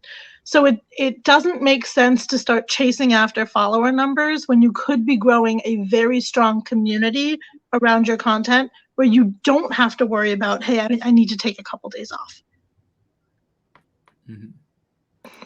And while we're on this topic, we've got another question. I've heard a lot of talk about finding a niche and making content within that niche. And I guess my question is, how niche is too niche? No such thing. No such thing. Yeah, like, on the one hand, boxing yourself into a niche can be a very soul-crushing experience. On the other hand, there is an account that is just a dude cleaning coins. Oh, I've seen. There is an account that is just. There's an account with recently hit 2 million followers that is just an old print shop museum where they use the printing press. Yeah. There are multiple accounts. There are multiple the accounts that lines. are just mixing ink with ink rollers. Yes. Doorknob Girl. Do you guys remember Doorknob Girl? You just kept making doorknobs. I mean, I like the dude. Like, there's the dude who just paint matches. His entire account is people doing like colors. Yeah, that's a great account. I follow him. Oh, and the silicone color. The silicone rolling. mixing people. There's so satisfying. There's a dude whose whole account is just can it hammer, where he takes a hammer and hits the thing and sees whether it survives. That's great. That makes me think of Will It Blend on YouTube. Yeah, no, that's the bit. But, like, yeah, it's Oh my God. But this is there such a thing as too niche? I think Anomaly Bones put it really well. Too niche just means you can't keep making content that's satisfying to you. If it's niche in a way where there's not sort of like a well of content and a place to build off of, and do your own original things with it, yeah, that's going to be too niche. If you're in a space where it's like you can do deep dives forever. Yeah, I think the right amount of niche is something that takes like a minute, that you're doing every day anyway. So, like, if you are a professional oil painter, doing paint matching is something that you can really easily make a niche out of. If you are a contractor, hitting things with hammers is something you have a lot of opportunities to do. If you're a jeweler, cleaning jewelry in the forbidden Gatorade is a thing you can do. I love watching them use the forbidden Gatorade. If you have a clairvoyant pug, you have a home here. You have a clairvoyant 13-year-old pug. Oh, yeah, I saw the future. I actually saw the channel that the pug comes from for the first time recently.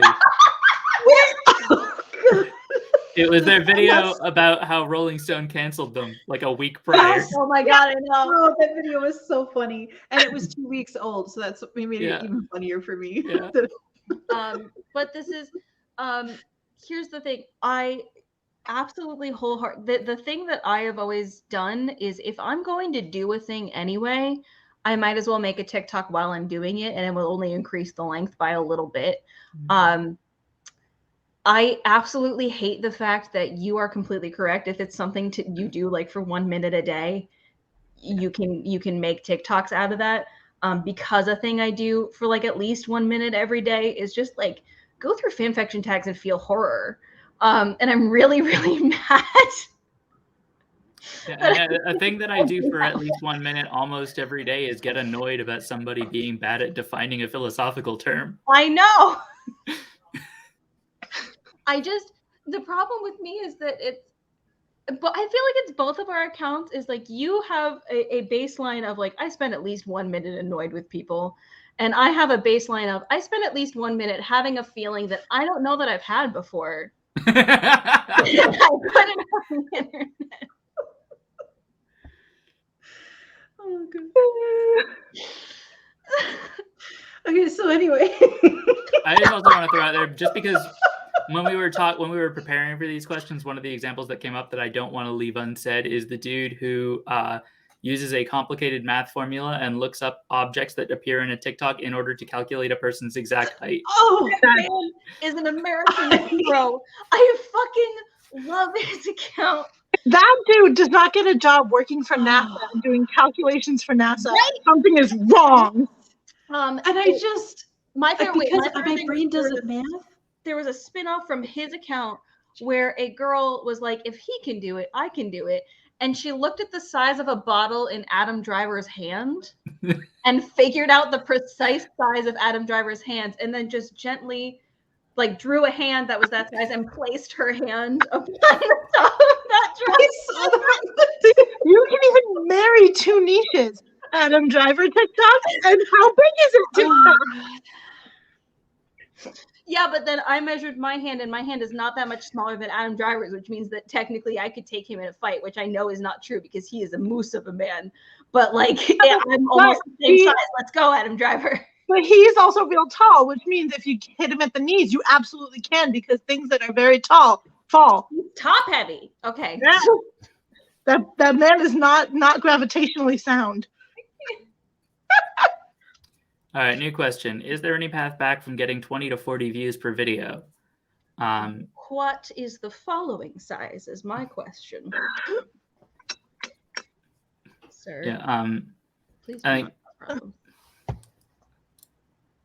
Oh, you've got 100 followers and you're getting 20 to 40 views per video? That's actually that's very good performance. Great. That's actually like a really good video. Genuinely.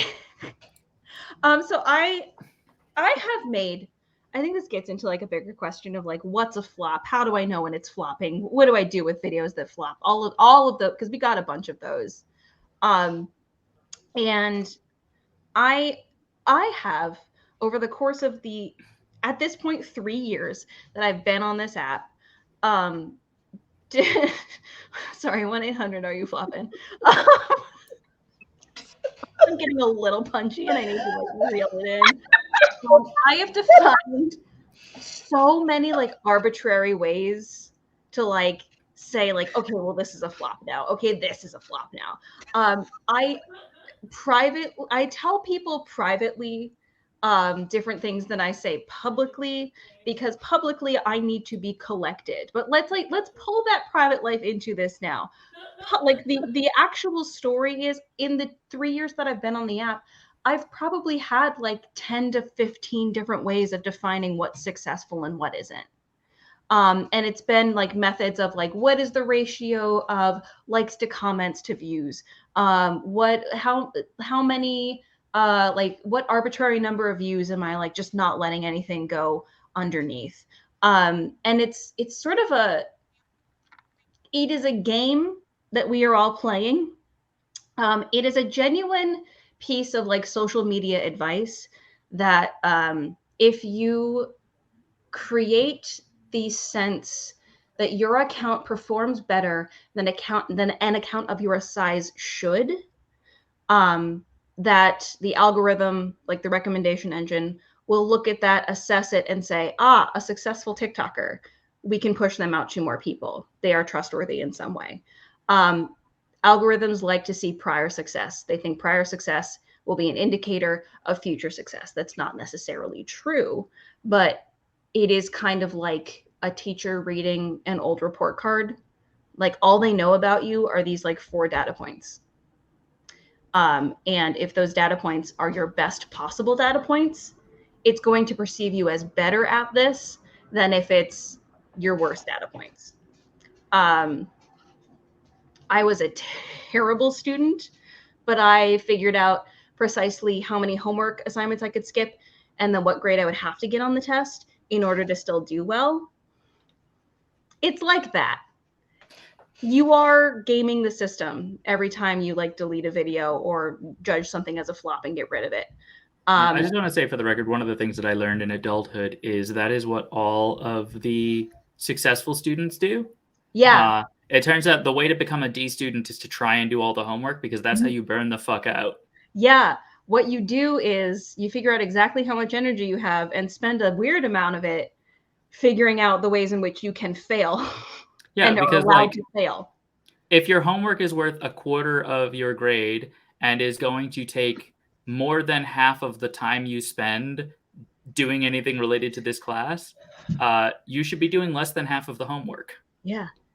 I mean, thank you for making me realize that I should have understood what my problem was with math like decades before I finally figured it out. Like, I never had those thoughts. Oh, I was just like, I suck, and I'm going to do it fantastically. I mean, like, I was also doing that calculus, but it was after the point where I had burnt out. So I was doing it to get a D. Like, I was figuring out exactly what I needed to score to get a 59.5. So the Johns Hopkins Gifted and Talented program does a thing where they go to schools, and those schools identify students that should potentially be in that gifted and talented program. My school identified me. I was 12 years old, and I was sitting in a room of other 12 and 13-year-olds, and they had us take the SATs. The only reason, welcome to hell, this is how you get into the Johns Hopkins Gifted and Talented program. The only reason I did well, because I did okay. I got an average score for a high schooler, but it's because they taught us the secret that if you skip a question, it doesn't count against you. Mm-hmm. If you're like, I only know these 10 things and I'm going to answer them, well, good job, buddy. You just got 100. Those 20 questions you didn't answer don't matter.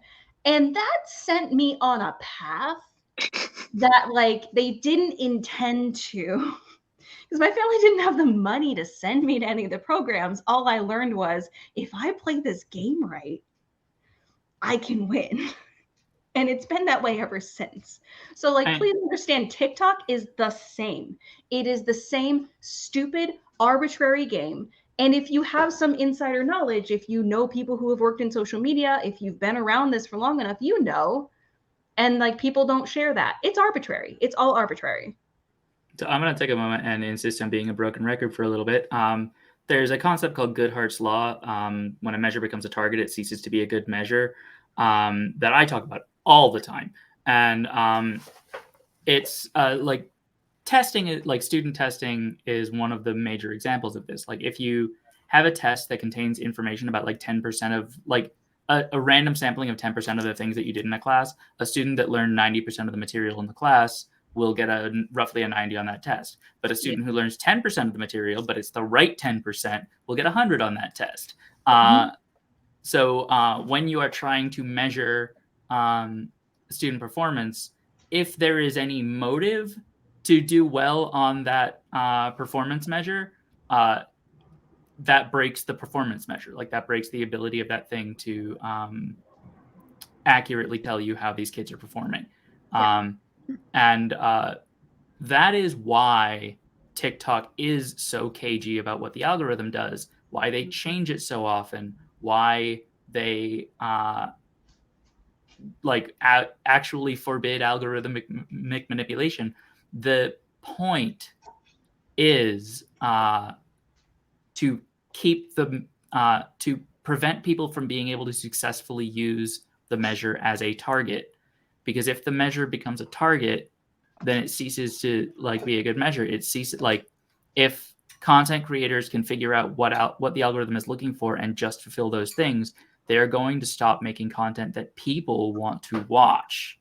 And then the app becomes inundated with spammy garbage that everyone hates. This is why our relationship to TikTok as researchers is fundamentally adversarial. And it's a weird position to be in. Most researchers don't have to deal with the problem of the thing that they are researching. If you're researching quantum physics, quantum physics has no obligation to make sense to humans and does not make any effort to make sense to humans, but it doesn't change if humans figure it out. Yeah, quantum physics is not flipping you off and running into the woods. Yeah, TikTok. The particle wave duality thing is weird, but it's not like things are a particle if humans think they're a wave and are a wave if humans think they're a particle. Yeah, quantum physics is not here to fight you. TikTok is a little bit. Yeah, TikTok, if we successfully reach conclusions about exactly how TikTok works, and especially if we publicize those conclusions, TikTok is extremely incentivized to change the rules so that those conclusions are no longer functional. Which is also why, again, all of those accounts giving you advice, that advice might not be true. the month after you get it, the week after you get it. It is constantly. It's not that it's a no-win game, because like I'm gonna tell you what YouTube tells you, and like I hate to be repeating the corporate bullshit, but this is honestly the most effective strategy, is try to make content that people will like, because that's what they're trying to figure out.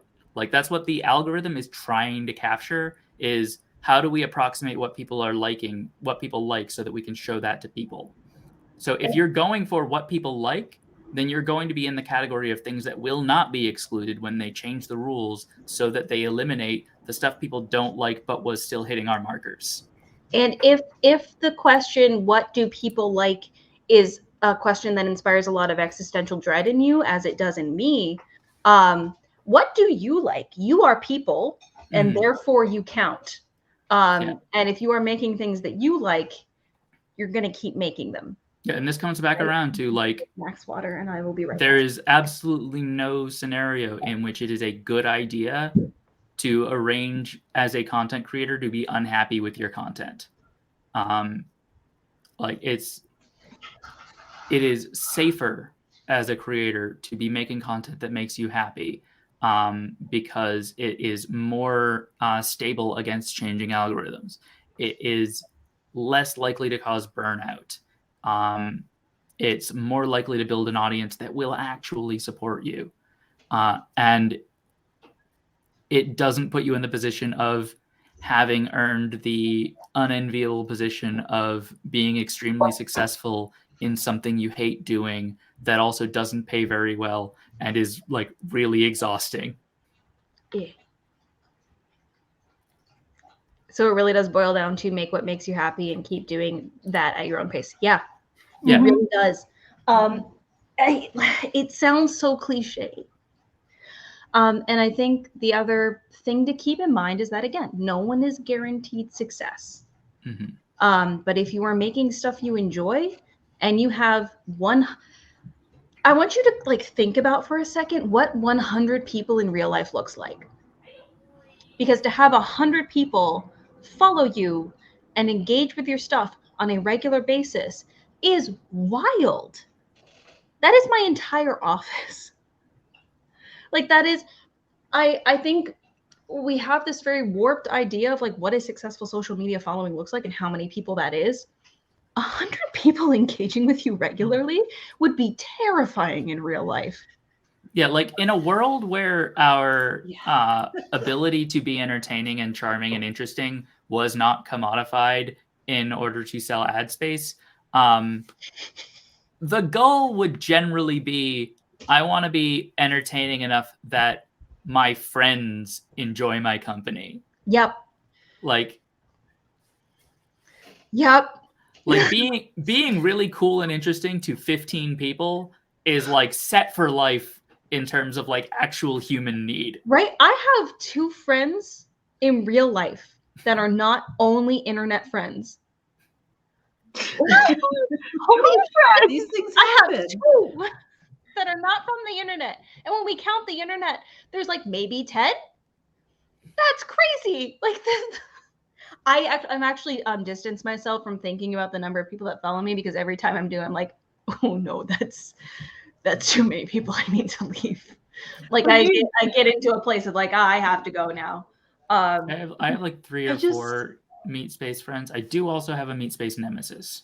You do. But here's one of those things to remember too, though. Like as a person who has had 15 minutes of internet fame outside of this platform, when you go from an environment where you understand that there are tens of thousands, no millions, no like just so many people engaging with that platform, and you have that distance of, I am at my computer, I am safe, like you're not going to physically show up and like ask me questions. Sure, you're going to message me like a gazillion things all the time, and that is something that I can handle. And then you take it offline and all of a sudden you're speaking to a room of like 1,000 people, and you're like, that's 1,000 actual human beings in here that I did not even comprehend. Yeah.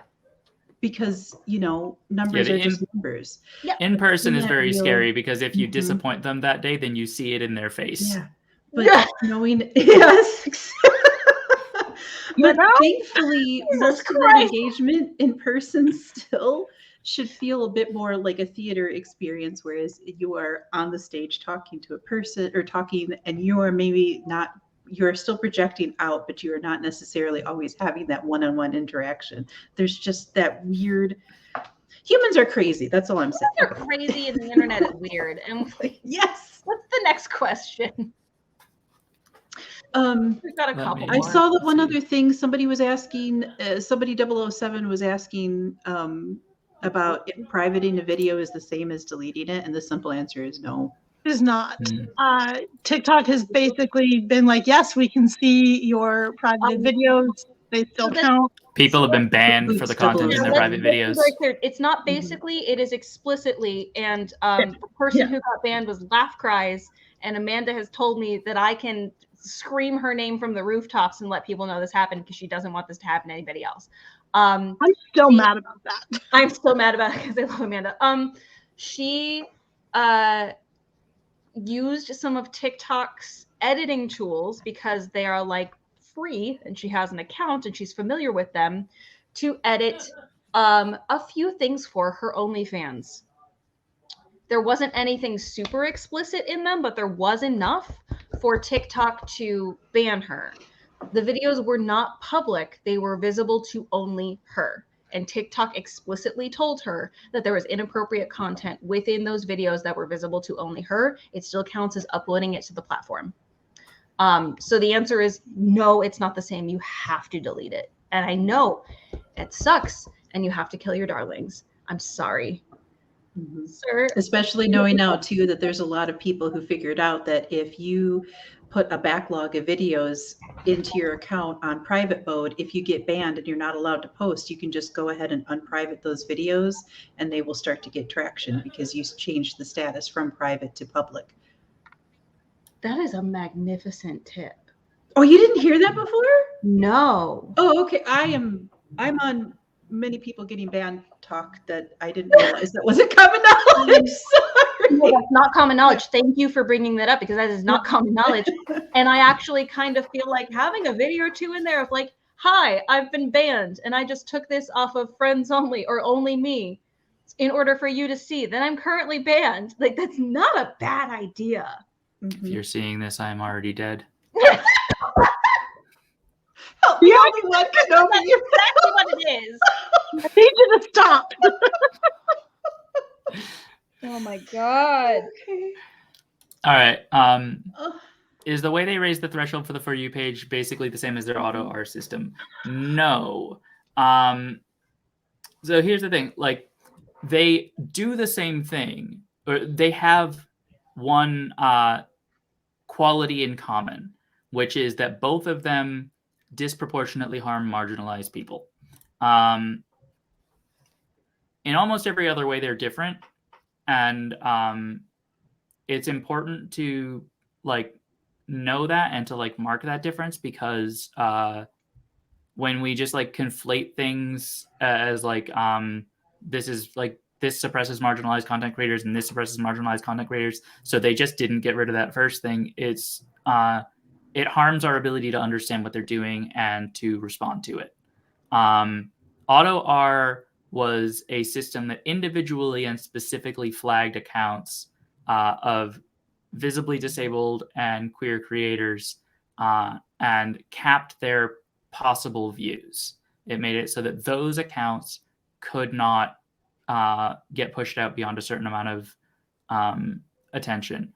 The threshold changes are an app-wide systematic modification to like how broadly appealing content needs to be in order to get any traction. They are mechanically extremely different things.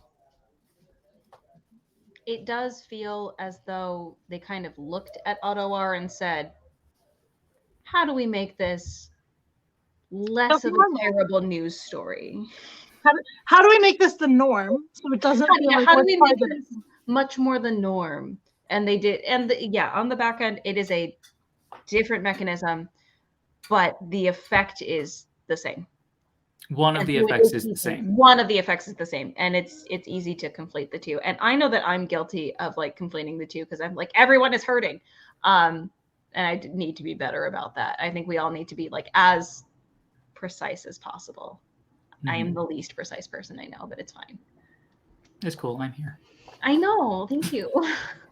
I like that we matched today. Yeah. Real nice. Works. Slowly just becoming more and more of the same person.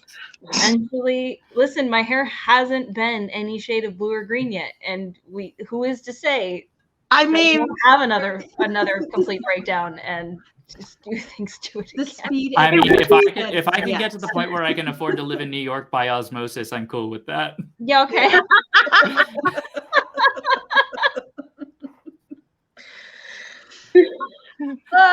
Next Okay, question. so do we have? Yeah, I was going to ask where we're at with. Let's see. Where are we at? Here's All of one. it. How does the view to likes ratio play into the success of a video? This one kind of falls into the question we've answered a couple times before, which is that the stats change all the time. Last time we've seen anybody do any research on it, likes to views was a very important stat, but that was over a year ago, and it really does seem to have stopped mattering anywhere near as much. Yeah. We do know that at that time the average was like 1 like to every 5 views. And so if you were doing better than that, you were doing better than the majority. But yeah, at this point, it doesn't feel like it matters as much anymore because there are a lot of those videos that have like a high watch count and not great likes or comments, not great engagement. People are just watching it and moving on. All right. And we're about 4 minutes out from 2 hours, which I think is a pretty good point to wrap this up. And there's just one more question that I want us to address, just to make sure, like, this is the message I want people to leave here with. The thing that we really want, like, if you came here just because you wanted to learn more about what Toka knows about how TikTok works, this is the thing we really want the most people to just, like, understand. And no, spam liking does not hurt your account. I really thought there was going to be some question that I did not see on this spreadsheet of like, oh, we're trying to get like an overarching theme going. If you visit vendetta. If you visit our TikTok channel, there's a very important pinned video that you can watch. No, that's spam liking does not hurt you.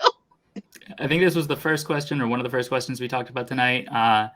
So, like, if you go back to the VOD, it's going to be easy to find the more detailed answer. But, like, people liking your content does not make your content fail. Engagement, good. That's it. Yeah. Yes, absolutely. Spam like the Toka account. And while you're spam liking the Toka account, you can also show us that you like us by going over to our Patreon and becoming a patron, if that is a thing that you would like to do. Yeah, I just dropped the link to the Patreon in chat. I'm also dropping the link to our Discord server. Everybody who is over 18 is welcome to join our Discord server. You can join as an accomplice, where you get access to like a lot of the public information we post. And if you have more than 1,000 followers on TikTok, you can request to be made a comrade, which gives you access to the like creator-only spaces. Some of the often you get things sooner, just because you get things while we're figuring them out. And you can contribute to our like studies and talk directly with other creators about how TikTok is being how it is being, how it exists today, in what form. Comrades is usually people who are looking for more like physical tools that they can use for their platform.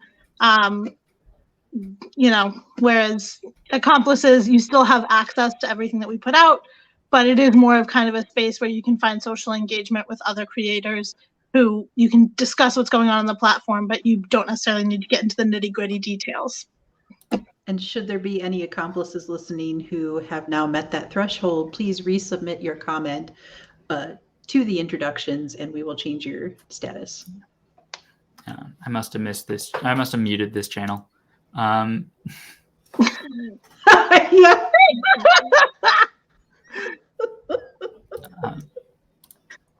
And yeah, heads up, if you are requesting to be made a comrade, you do need more than 1,000 followers. We do not want you to tell us exactly how many followers you have, because there is not a hierarchy of creators by follower count, and we really don't want to create an environment that suggests that there is. Yeah. We literally have the threshold because a lot of the discussions that happen pertain to things that you don't get access to until you have 1,000 followers on the Yeah, at the time when we set the requirement, 1,000 followers was the point at which you got live streaming privileges. Yeah. Now, at this point, live streaming privileges are not automatically granted at 1,000 followers.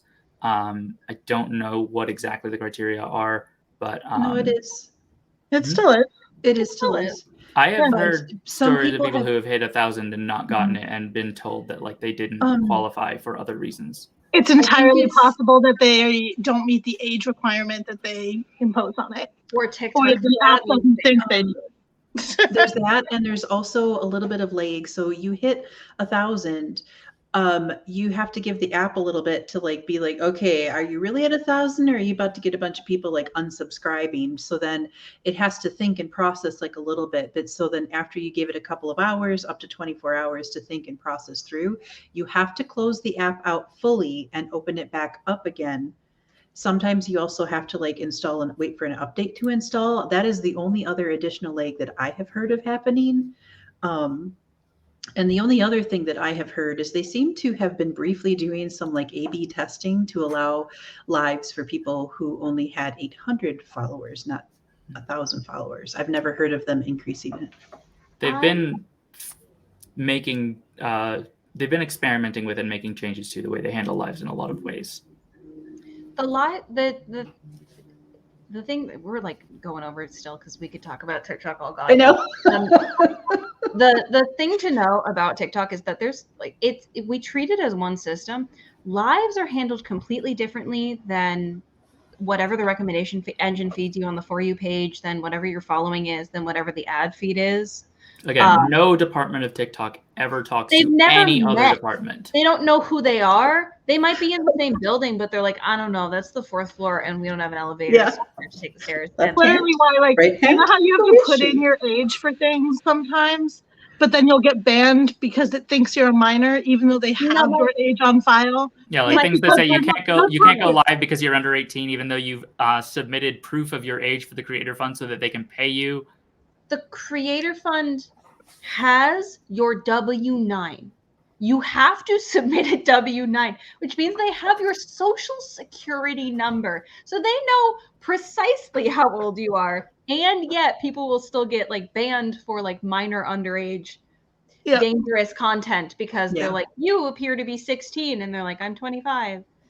You have my W-9. Please stop it.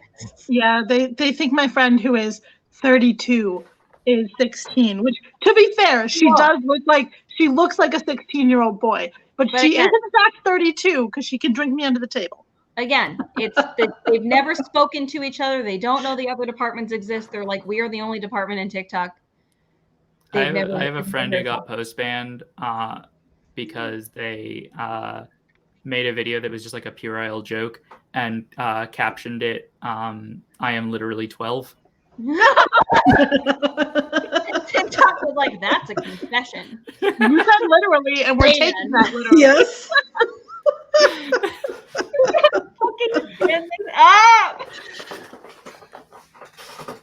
Oh my god. Okay, we are fully punchy, and we should probably end the stream. It's been 2 hours. Thank you all so much for coming. Thank you, everybody. Just to say, this does not have to be the last time we have an AMA, and if you need this to be a regular thing, just let us know. Come talk to us in the Discord or send us a message on TikTok or leave us a comment, and we will start gathering more questions to do this another time with different things. Yeah, I think this would honestly be a really good idea to do as a regular feature. Like, even if we're answering the same questions over and over again, like getting new people in and catching people up on like what Toka does and what we know. It's like the smart thing to do. I mean, Yeah. plus, as we've said, Toka is different minute to minute. So Yeah. I should say TikTok is different minute to minute. Toka is punchy all the time. Thank you all so much for coming. I am going to hit end broadcast now. Good night. Thank you. Good night.